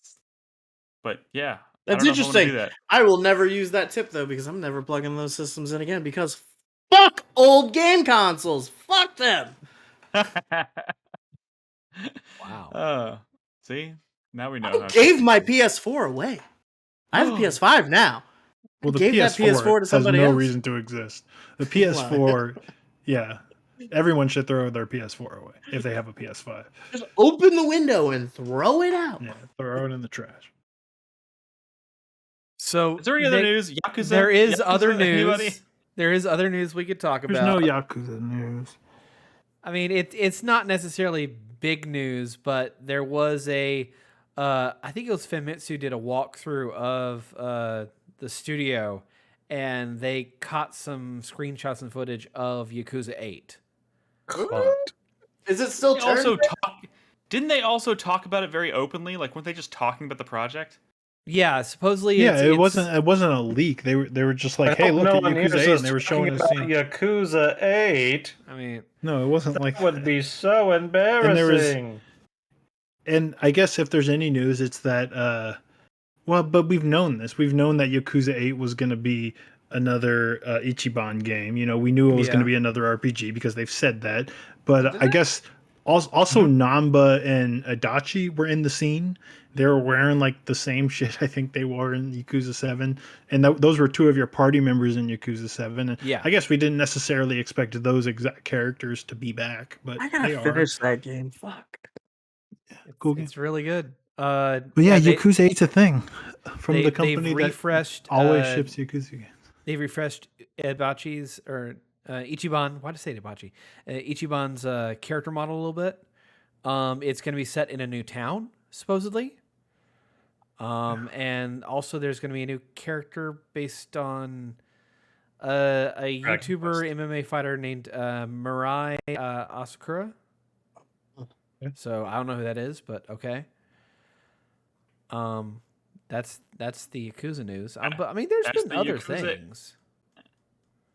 You mean just generally speaking, or related to Yakuza? I'll play Generally Yakuza 8. I mean, I'm not sitting here saying we need to rattle off every little bit of game news that's happened in the last 2 weeks, because there's been some things, but like those are the kind of the highlights. Unless I'm forgetting anything. Anybody else want to throw something in there? Don't forget, we also have a 4-player minute. You can you can bring up other things. I mean, can I rattle some really quick things? Go for it. Do it. Floor is Rattle our yours. cage. All right, No More Heroes 3 is getting other console ports that are coming out in October. There's been a reveal of Skate. It's evidently going to be a live free-to-play service game. Woo! Brad's there's- favorite. And testing is going on right now. Free Let's to see, what play, else? man. Give us that play to earn. You know what I'm saying? Well, evidently, it's going to be a game where all of the unlocks that are purchasable are going to be cosmetic only, and you can earn everything in game. But they're NFTs. That's not what they're saying. No. Yeah. Oh God, what else? I Crispy mean, there's- sliding in there like the fine print. They're NFTs. Supermassive Games has been acquired by Nordisk Games. Sony has officially purchased Bungie now, so they're now. I forgot that deal closed. Yeah. Yeah. I didn't realize we were in the 4-player minute right now. Also, they announced a new Kirby game. He's gonna keep going. He's just gonna keep going. This dude's been watching too much Jeff Grubb, I think. I'm just paying attention to the news, man. Okay, No, but it's that's news whatever. that no one here cares about. Okay, fine. No, I mean it's. I mean, and I'm Inscription is interested in getting these a things. port. I'm aware. And Inscription is getting a port to PS4 and PS5. How about that? I'll stop there. You know what? That's good news. More people can play Inscription because it's amazing. Yeah, it's pretty cool. The game's pretty cool. Thanks. All right. Well then, let's. What do you say we answer a couple questions from our listeners? Huh? Do it. Huh? How's that sound? Okay, guys. If you listen to this show and you want to write in, ask us a question, you can go to discord.gg/4player. We have a thread set up a channel set up called Submit a Question. I create a thread in that channel every week for the upcoming episode. Just get your question in there, and we'll answer it. How's that sound? I'm gonna kind of jump around tonight. Our first question comes from Tack and the Power of Juju. He says, "Sorry in advance for the kinda negative vibes. Uh-oh. What's the worst dry spell you've experienced in gaming? A time when either no new releases interested you, or you had just kind of got kind of disillusioned with the hobby as a whole." Do you mean what's the worst time this year? No, I think he just means in general, but because it happens to me all the time. Yeah, I mean, I think it's a fairly common occurrence. I mean, for it, speaking of personal experience, I don't feel like I've kind of been in a rut like that in 2 or 3 years. But it's definitely happened. I think it's less about the number of games coming out and more about just kind of tiring myself out, I guess. No, for me, it's very much about like my mental state. Like if I'm like exhausted from like work's just been stressing me out lately, and then all this other stuff. Like after work, and when I'm so just mentally exhausted, sometimes I don't want to play games. Like or if the game I'm gonna play, it's gonna be something like Monster Train, because I can just turn my brain off to an extent. Something like that. Mm-hmm. So that's why I put so many hours in Binding of Isaac, because it's very like repetitive, and it's not something new that I feel like I have to be paying a lot of attention to. I think honestly, that's probably one of the reasons I ended up putting down Persona 5, was just because that game, it's just like so. I don't want to use the word convoluted, but kind of. And yeah, it's just so much going on, then you have to put 100% focus on it. And I'm just like, sometimes I don't feel like doing that. Also like after I finish a game like Elden Ring, the thought of jumping into something else that's like equally as large and daunting is often very not appealing. So it's kind of like, what other small experiences can I focus on for a while, which is very much where I am right now. Like I'm super excited to play more Horizon, but I'm also just like I'm still trying to get over all that time that I put into Elden Ring. I feel like those aren't related. No, they totally are. I spent 150, 160 hours playing Elden Ring, and like the thought of jumping back in and doing another game that's very much like that. I'm like 40 hours into Horizon, so don't sit here and try to accuse me of really not being as into Horizon as I say I am. No, I'm just saying that's not. I don't think it's related to Elden Ring. At least not anymore, right? When's the last time you even thought about Elden Ring? I've been playing like nothing but like small. I mean, also it's a lot. You blazed through Neon White. It's a lot about catch up. I mean, it's because it's like a totally different experience. Like the distance between something like Elden Ring and something like Horizon is very small. I feel like in terms of like the kind of experience you're getting, versus going from Elden Ring to playing 30 hours of Neon White, because they are completely different experiences. So, to get back on track for the question, I feel like I experience ruts a lot of the time when I find myself playing a lot of the same kind of game back to back, and I think over the years I've just naturally kind of gotten better at realizing that I'm doing that and trying to bounce between different kinds of experiences. That's why I'm going from playing I would forget Neon White to Forgive Me Father to Stray to MADiSON. Like they're all, I'm trying to like get a breadth of different experiences, and so that I don't burn myself out focusing on like one single kind of experience. But it's also really hard to think of any one specific time. I used to have ruts all the time back before I started streaming and stuff and doing this podcast, and now I kind of use that as fuel to like make sure I'm always kind of like looking for something new or interesting. I'm just more like aware of it, when before I would just be like, okay, well, I'm interested in this thing now, so I don't really care about games anymore. Or I'd be playing a game such like like Diablo or like my mud or whatever, like Monster Hunter, where I don't really care about other things really right now. And I know I'm still playing games, but it's hard to like, I was having that issue like this week, right? And like previous weeks where I was like, well, there's some stuff I'm interested in that I could talk about on the podcast. I'll play the live demo, or live a live demo and talk about that. Or, there's a couple indie games that look pretty cool that I even when I purchased that I was going to play and talk about, but then I'm like, well, I also want to, get to MR rank 100, So like I just kept playing Monster Hunter, right? And I'm just like, well, I like this. It's easy. I know this. I'm going to keep doing this. That's your Binding of Isaac. Yeah. Kind of. I mean, yeah. I mean, it's a game that you can just kind of keep playing. Right. All right, let's move on to another question. Actually, first of all, Haste wants to bring up a news topic because we didn't really cover it, and I forgot about this. He just wanted to point out that somewhat recent news of Unity merging with one of the most maligned adware companies of all time, which would be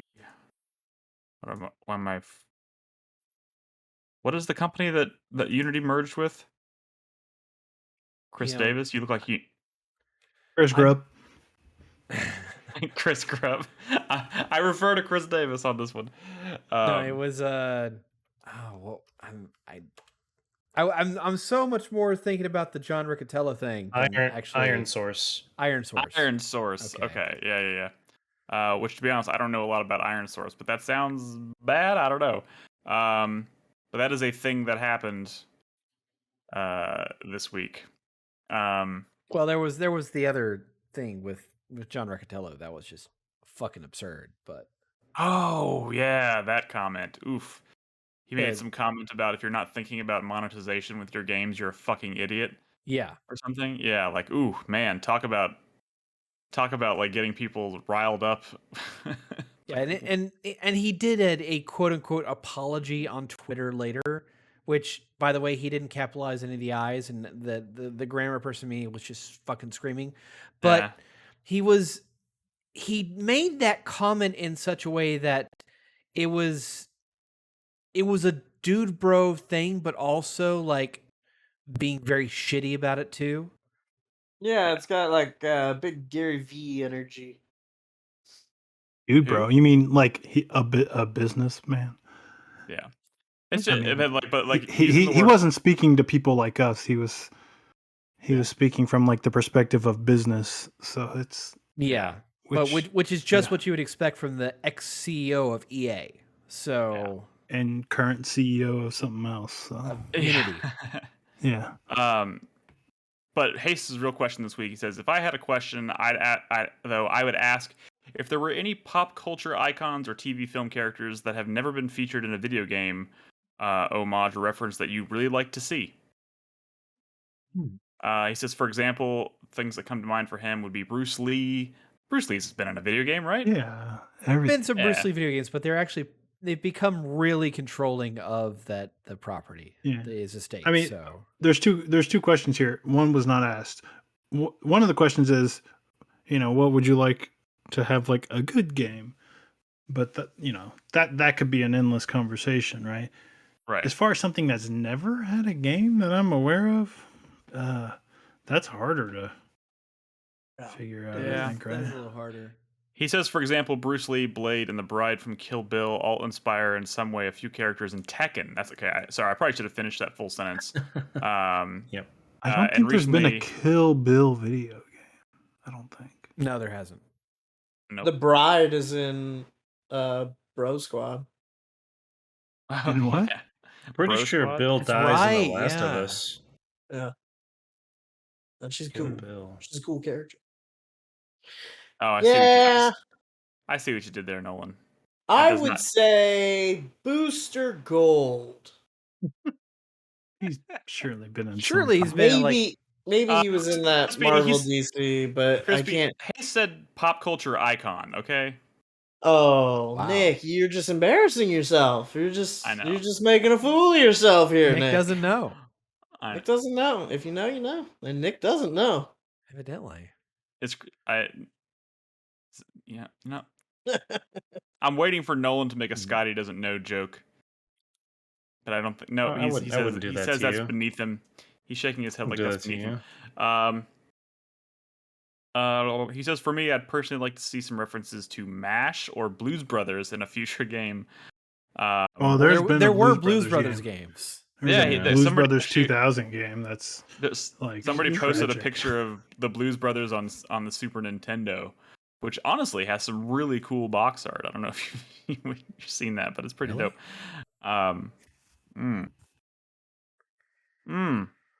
I You mean, know- it's a hard question because so many properties have gotten some kind of shitty adaptation at one point or another. Mhm. I Yeah. want to see a good adaptation of something. To Brad's point, and I don't know. What this is really saying is like is really just asking, which is a question that's been asked in a lot of different ways over the years, which is what property or something that you really love has not been made into a video game or has not been given a proper translation in a video game. So like your brain just naturally goes to those things that you love to see, right? And just what you haven't, what hasn't. Dexter What had a have you game. not- Wait, what? Dexter had a game. I mean, Dexter has not had a game, but I would It love to see a has had Dexter a game. But game. we've had that. I tried to get you to think- play said game, and Oh, you're couldn't talking about that make it mobile happen. game. It was a It's mobile game, right? Yeah. What Yeah, about but like, what I don't what wanna- about I don't want an escape room game, but you're MacGyver? Mhm. That'd be fun. that'd be I very would agree short. with that. But you're Be very- MacGruber. be- No. be very You're The McPixel. Surgeon Simulator VR version of it, you'd be. You're gonna MacGruber, want to go the Crispy. wide end first. I know it sounds counterintuitive. McPixel is like a MacGruber game, right? Oh yeah. Or MacGyver Yeah. game. Drunken Merchant brings up what we do in the shadows, and I'm like, that could be really rich video What game is that? material. What is like a point and click adventure Yeah, game? yeah, what even would is that that? style I don't know, of but game like be, goofy though? vampires, like just, Well, it'd be like a comedy game, FMV right? And game. traditionally, comedy games are point and click adventures. I mean, but like, there's so many properties that's like, it's like, what's the safe way to bring this property that I love into the video game world without just completely ruining it? And it's like so many of it's like, do it like a point and click or like a Telltale style game, because it's like the easiest way to tell a story within that universe without like Mhm. losing its essence by like fucking up the mechanics that go with it. It's Well, like Brad. Leah and I started watching the new season of What We Do in the Shadows, and it's like multiple times. I don't know. Multiple times we looked at each other, and the look, we knew what the look was, and it was like, is this too much? Has it gone too far? Is this too stupid? We kept having that look at each other because it just gets so. This show has gotten so insane. So Bring to insane. Rockets in chat brings up It's Always Sunny in Philadelphia, and I'm like, I can't wrap my head around about game. what kind of game that would be. Telltale game. If all else fails, it's a Telltale game. Obviously, it would be a bar management simulator where you never actually do anything with the bar. Yeah. I mean, maybe. Oh man. Yeah. I don't know. Any more questions, Nick? Let's see. Yeah. Have they ever made a game based on Wolverine? I love that guy. They're working on one right now. They Brad. did on when Origins came out, and people said it was good. I don't know if I believe People said them. that game was like really good, and I don't think I believe them. Zanny Wait, asks, none of y'all played that game? Oh, I played that. It's I know. all sorts of all right video games. It's fine. No one said really good. People I were mean, like, Brad, I'm talking specifically. That game came out when I worked at GameStop, and I'm rehashing what people said to me when they came in and were talking to me about it. And a lot of people use the term like a GameStop conversation. People Yeah, were but calling Everything it. is really good in a GameStop conversation. I'm saying take it with a grain of salt, but a lot of people came to me and said the game was really good, and I never quite believed It's a Raven them. Software game. But like Raven Software has some great games. They I have love made Raven some Software. games. Well, I think that's people were why saying I it was said really Raven good Soft- for an X-Men game. If we're being honest. That might be a safer bet. All right, one more question tonight from This Zanny665. dude, man, we've just mapped out our next revival club. Y'all shit, X-Men or Wolverine Origins shit talkers. Does it have Ryan Reynolds with his mouth? Wait, Oh, is shut your up. stigma because it's No. called? It's based on Wolverine Origins, the movie, which was bad. No. Yes. It was a no, I don't superhero. know. Well, didn't that game come out before Arkham Asylum? Maybe. So Yeah, like a maybe, lot of yeah. the conversation Someone around it find was out. Probably like not. it's a superhero game, but trust me, it's actually good. No. Arkham Asylum was I think nobody- it was probably 2013? after. I think it Arkham was Asylum before. came out 2009, I think. Oh, okay. Well, then it would have been after, yeah. I'm gonna say 20. Wait. They came out 2 months apart. Wow. Oh, Yeah. Wow. Origins So Wolverine it came beat its out. It market. came out in a world where people did not expect superhero games to be good. and then It probably sucks. It probably sucks. It just doesn't suck that much. Which So game people came are out like, first? "Wow, this is great! I love Wolverine." Origins Wolverine came out on May 1st, 2009, and then Arkham Asylum came out August 25th, 2009. Okay, so the world was a very different place when Wolverine came out, and then Batman changed everything. Look, no one gave that game their game of the year, but it also like Somebody out there did. it was better, I guess, than it had any right to be. And in a pre Arkham Asylum world, things were different back then. So like a pretty alright game about Wolverine from like a pretty decent developer is like an exciting thing, I guess, for some people. But it's it's a 75 on Metacritic. Fucking losers. Our last question tonight comes from Zanny665. After thoroughly enjoying watching Nick play MADiSON, it got me wondering what everyone's scariest game was. Maybe something that they never managed to finish because it was too terrifying. Mine was Amnesia: The Dark Descent. Just about managed to get through it with a friend. Oh, I've got my answer is the original PS1 version of Resident Evil 1. What? Hang on. There is something about that game in that you know how in games how when the music cuts out, shit's about to happen? Sure, That's half of that game. But like, you're not telling me you couldn't go back and play that game right now without any problem whatsoever. I probably could. It's just it was so unnerving when you're 11 years old playing that game. Well, yeah. Whoa, Yeah, way of to course. date yourself, Chris Davis. Oh, what was the question? Just scariest game? Or What is the whatever? scariest game you've ever played or you were not able to get through because you were just too terrified? Like most horror games I've played. I mean, At the it's not time, that for me, it was Eternal Darkness. That's a good one. That a good game one. scared the fuck out of me. I mean, there's a lot of games that I couldn't get through, or I played the demo and I was like, fuck this, that I later went back and finished, mostly because of, the stream. But, like Fatal Frame. I mean, because Japanese horror already kind of fucked me up, and that whole game is just a bunch of Japanese ghosts and a first-person camera view. I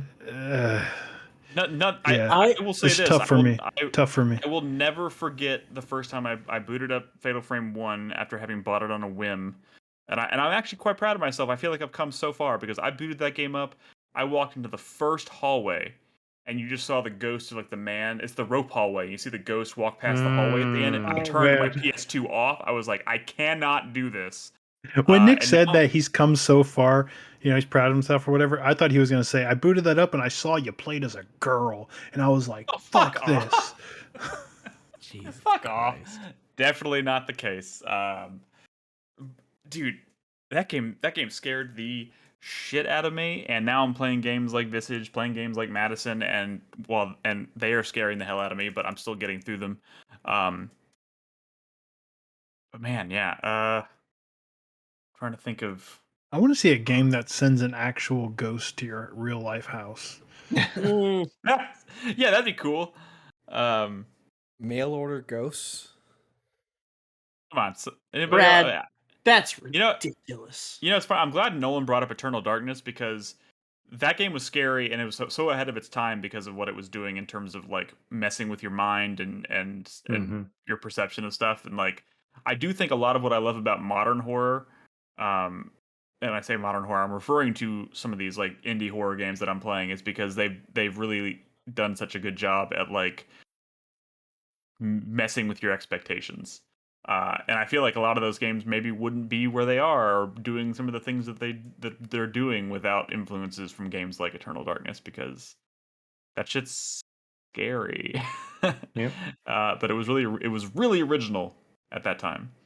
Yeah. I'm trying to think if there's a game I never finished because it scared me. I don't mean to brag, but I think I've made it through most of the horror game. All right, well, I'll Most of the horror games answer. I've tried. Last answer to this question is The Suffering. I could not play The Suffering, but I was really into what was going on, so I just sat in the room and watched my friend play it in one sitting. Yeah, fair enough. It was great. It was a lot of fun. I do But I love The couldn't- Suffering. I never played The Suffering 2. Oh yeah. But yeah, You I saying you're love- so brave to get through all these horror games just makes it seem like they're not even like.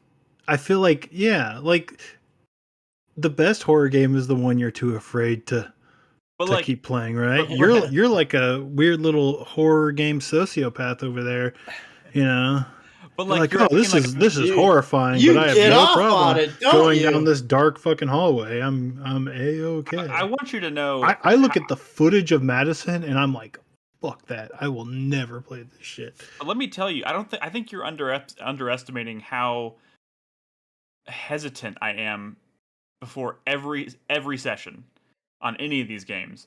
The thought of playing them makes me sweat. But like the moment I sit down, and that's why I stream most of them, is because I can sit here and I have chat open, and it's kind of a fun back and forth, and it kind of keeps the mood light. But there is no way in hell you would probably never be able to get me to like sit down in a room by myself with not streaming it and play something like Visage. I just being alone with my own thoughts playing Visage is too much.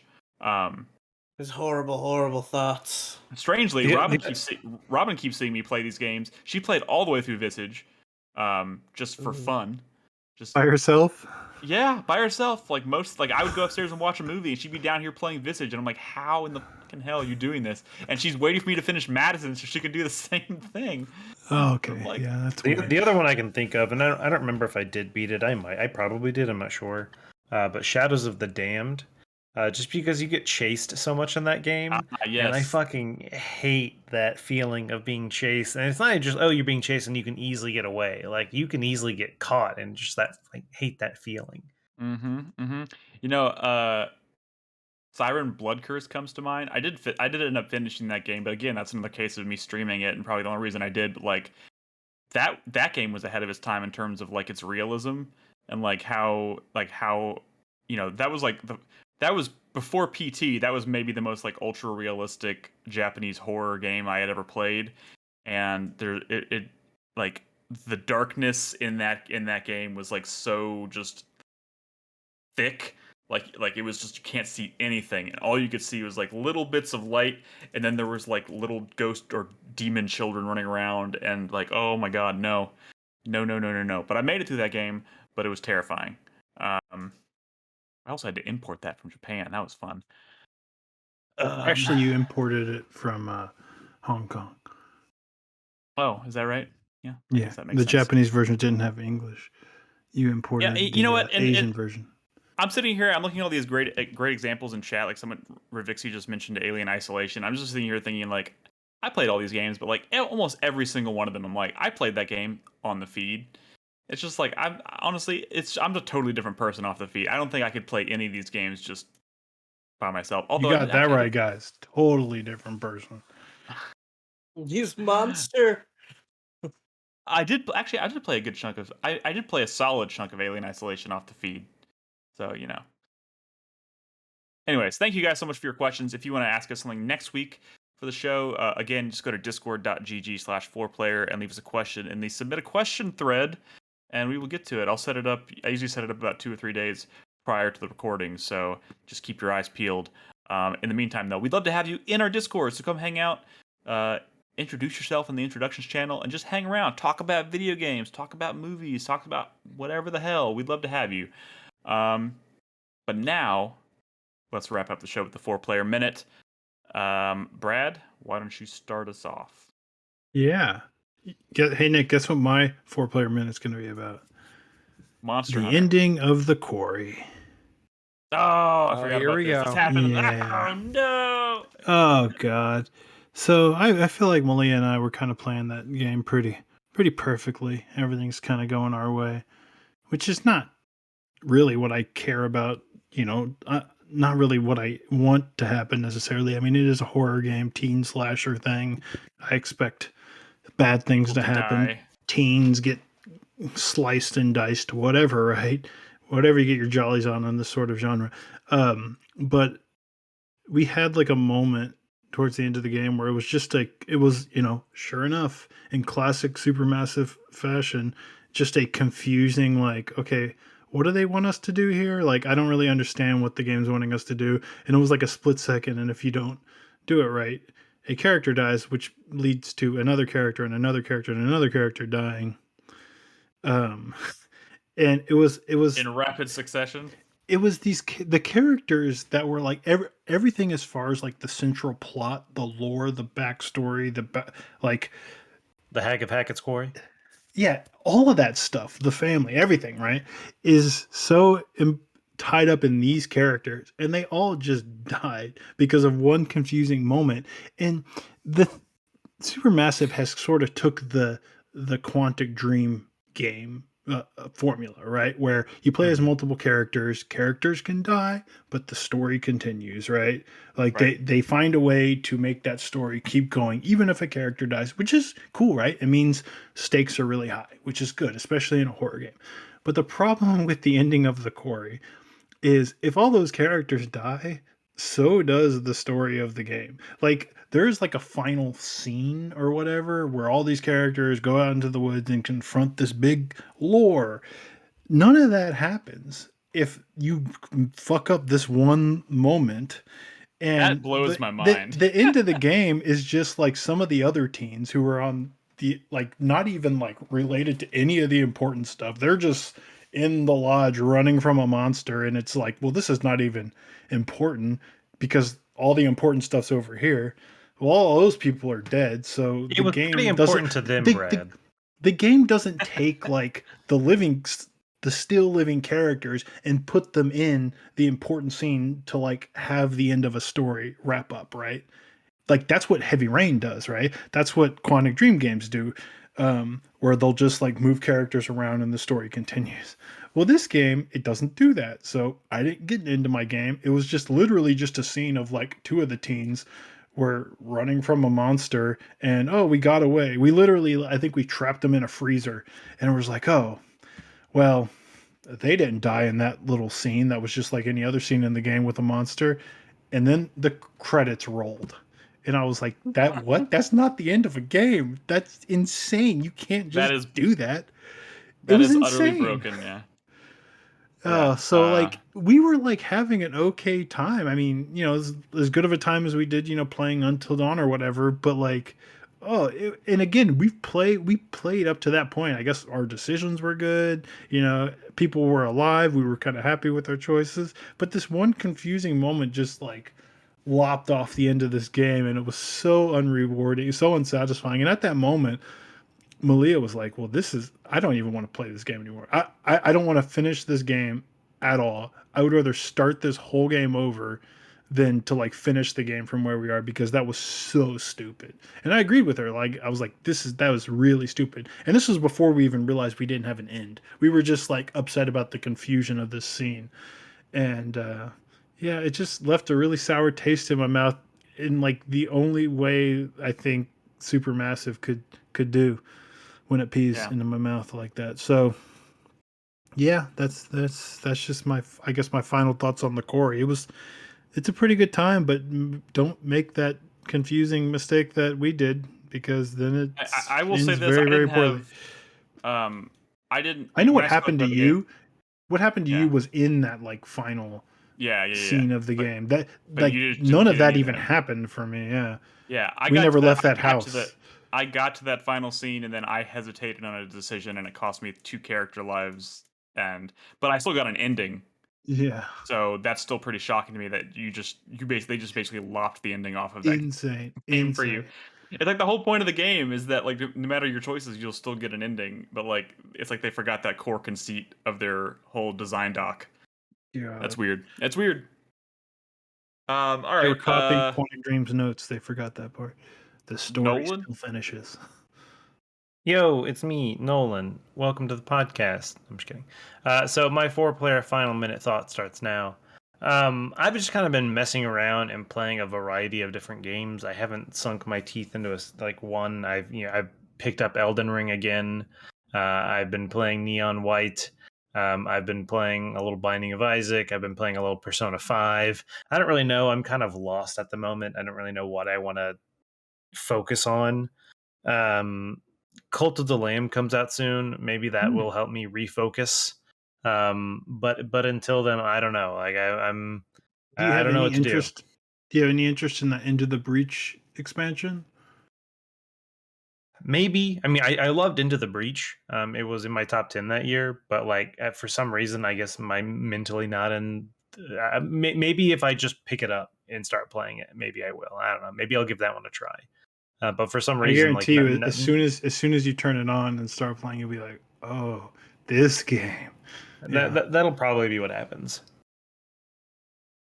Cool. That's it.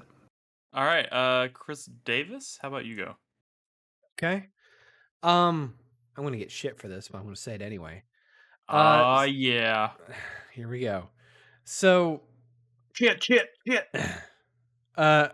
over He the started playing weekend- Monster Hunter Freedom Unite on PSP. Nope. Just Have yet felt to like play the right Monster Hunter. time to get into this Monster Hunter game. Nah, fuck that.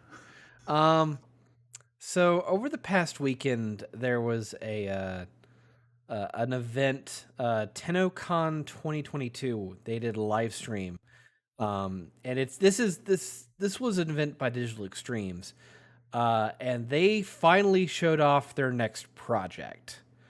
Digital Extremes known for Warframe, which has been going on for a very long time now. And the Darkness Dark 2. Sector. I mean, And yeah, Dark Sector. and Dark Sector, but really, everyone remembers him now for Warframe, which evidently has grown into quite the game. They finally announced their next project, and it's called Soulframe. And evidently, it is a free-to-play open-world fantasy title with gameplay inspirations from Warframe. It's in very early development. It's probably several years out. And the trailer, it was a cinematic thing, but honestly, after Warframe getting such a following over the past 10, 12 years now at this point, I kind of want to check this out, and I kind of want to check out what Warframe is now compared to the arena multiplayer team deathmatch game that it originally was way back in the day. I hear it's pretty decent now. So Nothing's stopping you. I mean, They turned it into like a Destiny or something, right? they kind of, yeah, evidently. So and the trailer, I mean, granted, it's a CG cinematic trailer that shows you no gameplay, but I mean, the idea that they call it Soulframe in an age in which everything wants to be a FromSoft game. Well, it's kind of on one hand it's kind of brilliant because like they're calling this new game Soulframe, which is almost kind of like telling people like this is still a ways out, but if you like the way this looks, we have another game called Warframe. And like just the name association is probably enough to make people go, well, if I want to, maybe I should try Warframe to see if like I'm into their kind of thing. Case in point, what you're doing. Yeah, I mean that's kind of my interest has been sparked. I was never interested in Warframe, but I don't know. Maybe I'll maybe I'll take a look at it later this year. So we're not gonna give you shit for wanting to check it out, but we might after you actually do. That's Yes. a totally different ball game. Yeah. But that's just what you signed up when you signed the contract to be a podcaster on 4Player Podcast. That was just part of the deal. All right, fair enough. Krispy, you're up. Well, first of all, I'd like to say thank you, Chai Tai, for gifting me a copy of Who's Lila. Thank you, Chai Tai, as well. He recommends games to Oh, me. thank you, Chai Tai. Oh, wait. You know, He also recommended that game I played right before my MADiSON stream last week, which was called the Crypt Terror, which was like a 10-minute horror game, which had some cool atmosphere. That it's just like 10 minutes, and then you're like plunging into like this like underground cavern, and then it like builds up really nicely to this like really horrifying jump scare. But it was cool, and it was free. Yeah, and I mean, Chai Tai is great about recommending games. I don't always play every game that is recommended to me by him or by other people from the community, just like as a time, and I just don't have, I don't have the bandwidth for it, kind of thing, But this game, I just had the whim to turn it on, try it out. I was like, man, he's really selling it, and he's saying that I really dig it, and I think he's got kind of a good idea of what I like about games like this, so I'll give it a try, and boy, was he bang on the money. So thank you for that, Chai Tai. The other thing I want to mention in my little soapbox moment is today, No Man's Sky put out another update. This one's called the Endurance update. That's what it's called. Yeah, something. Speaking of endurance, these developers really have some great endurance. Yeah, this one's all focused around the giant freighters. About expanding your base building capacity with them, even like adding little things like, oh, now you can put windows on your freighter. Now you can have like terraforming and like hydroponics bays, and you can walk around on the outside of the freighter and stuff like that, and it's like, that's cool.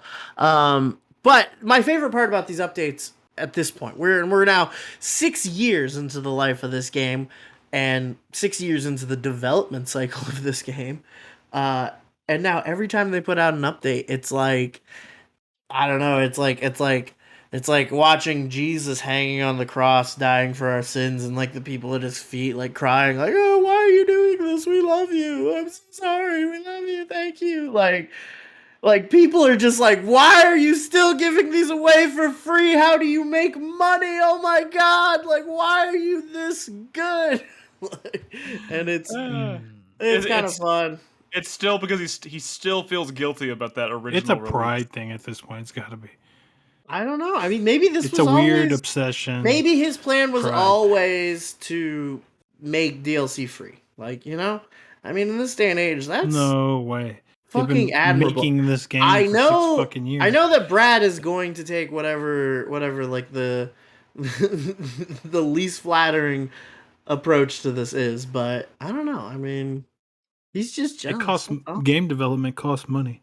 I think the only reason they can do this is because the game sold like insanely well out the gate. But yeah, maybe it sells every time they put out one of these updates. Yeah. Didn't they make a game in between all these updates? They're working on one right now. I thought they shipped a game. And I'm over here considering getting No Man's Sky again to be able to play on my Steam Deck. So I was like, that seems like a really chill game to play on the go. But I was like, I don't need it. I don't need to have that. Be chill. Have easy access to that. Well, I mean, they have the expedition mode now too, which might be more to your liking because those are limited time, curated expeditions where it's like you have specific. They shipped The Last Campfire. Remember that game? Oh yeah. Oh yeah. Yeah. I remember Nobody here played that. We should. I heard that was all right, if a little boring. I don't remember that thing at all. Yeah. All right. Well, good deal. But good hey, deal. Thanks, Sean. Thanks, Hello Games. You guys are cool, and you made a pretty cool game. You made a pretty cool game. Oh man! All right. They're making a pretty cool game. They're making, yeah, this is just an important distinction. They're still making a pretty cool game. Mr. Starfield over here. One day they will finish and they'll move past, and we can finally say you made a pretty cool game. We could have said that years ago. One day they're gonna be like, "Hey, guess what? No Man's Sky 2," and everyone's gonna be like, "Oh shit." The grand irony here, if I may, I think ultimately it's funny is because when No Man's Sky came out, everyone was like shit talking it, but like Krispy, he was like, "No man, vibes. There ain't shit in this game, but that it does vibes, man, vibes." And now they're adding all this bullshit, and it's like I feel like this is just taking away from like that simplicity that you loved. Oh, the vibes. Okay, the vibes. I get it. I'm a hypocrite for still liking this game. I got it. Oh, I got it. Okay. Don't fall for Krispy. Wow, that is an interesting argument to make for someone who's definitely not butthurt about how well this game is doing. Don't actually care. I just want another Joe Danger. Brad, are you about to ghost us? Do you need to say goodbye? Okay, bye guys. Okay, I'm just saying I'm about to go into my 4-player minute, and we're about to cross the 11 o'clock mark, and then that's usually when you vanish. So just wanted to give you the opportunity. All right, real quick, my 4-player minute starts now. I talked about MADiSON earlier, and I just want to make sure that I communicate to you, like these kinds of horror games are so niche, but like the people who play them are very passionate about them, and the people who make them are very passionate about them. And I think it shows, and I just wanted to express, like, I part of me thought like Visage was like was kind of like a one-off at the time. I was like, this is such like capturing like lightning in a bottle. I almost feel like capitalizing on what PT could have been, and like now I know, but now it's like other people have come along and kind of established that this formula is very much kind of like its own little corner, like carved out corner of the horror genre, and I'm so into it, man. And like this 2022 is shaping up to be such a good year for it. Like I mentioned it earlier, the Mortuary Assistant is coming out on August 2nd. I'm gonna play that, and that is such a cool idea because it's just like you having to go through the like actually having to perform autopsies in a haunted mortuary is just like so creative, and I'm so excited to see how that pans out. And then we have this other game called Luto, which is coming out, which has to deal with like depression and psychological stuff, but like, well, like giving you that photorealistic, like kind of trying to navigate like a haunted house vibe to it, but also it seems like it's going kind of, it's venturing outside, and there's like light and just imagery that I haven't really associated with these kinds of games yet. And I'm hoping it really leans into that to kind of set itself apart. But like, I like these kinds of stories. I mean, obviously, I'm big into horror, so you know, I'm maybe getting more out of these than your average player would. But like, I love that we're getting these kinds of stories because like they're so effective. Like they do these kinds of things in movies, and it's cool. But like video games is just, they make you scared to move. Like sometimes I back myself into a corner in these games, and I just sit there and go, holy shit, I don't want to, I feel safe right now, and I don't want to move from this spot. And that's such, I know it's weird, and it's kind of just like, it's just like, why would you put yourself in that situation? But it is such a cool feeling that video games have managed to like elicit from me. So like, as far as I'm concerned right now, like, bring it on. I'm loving this kind of stuff. I just hope going forward, like I'm hoping one of these games, whether the Mortuary Assistant or Luto, I hope they like really kind of push the boundaries and try some new stuff. Like what Nolan was talking about with Eternal Darkness. Like I want to see these games. They've kind of got the atmosphere down, the visual style, the sound design. I love all of that stuff, but I want to see them start pushing some boundaries, making your choices change your experience in like some really creative ways. Or maybe just do like bigger environments. That would be nice. I mean, that's kind of what I'm alluding to, like Luto is maybe doing. And also these games, one thing you may not, because you don't, if you watch the whole playthroughs, whatever, but a lot of these games have you like going through doors and then ending up in bigger spaces, outdoor spaces, and like you're not in the house, and you go through these big like set piece things, and then you end up back in the house. the house is kind of like the hub that you return to after all these things. So you're most of these games, you're not like literally confined to the physical restrictions of that one house that you start in. They're like big elaborate haunted houses. They're like House of Leaves with like haunted houses and just, I don't know. They're doing all kinds of cool stuff that is only possible in video games, and that's why I'm totally into it. So yeah, I still recommend Visage. It made my top 10 of the year in 2020, I think 2020. And MADiSON is another great example of that kind of game. If you're brave enough, play it. It's really fucking cool if you're into that kind of thing. And again, like I said, Luto and the Mortuary Assistant are both on my radar in the coming months. So yeah, I just wanted to get that out of my system because they're pretty cool. But yeah, I think that's gonna do it for our show tonight, guys. Thank you so much for tuning in. Thank you for listening. If you want to check us out live, we record these on Wednesday nights at 8 p.m. on twitch.tv/4Player Podcast. And of course, you can find all of our podcast episodes over at 4playernetwork.com. In the meantime, we hope you'll join us in Discord at discord.gg/4player.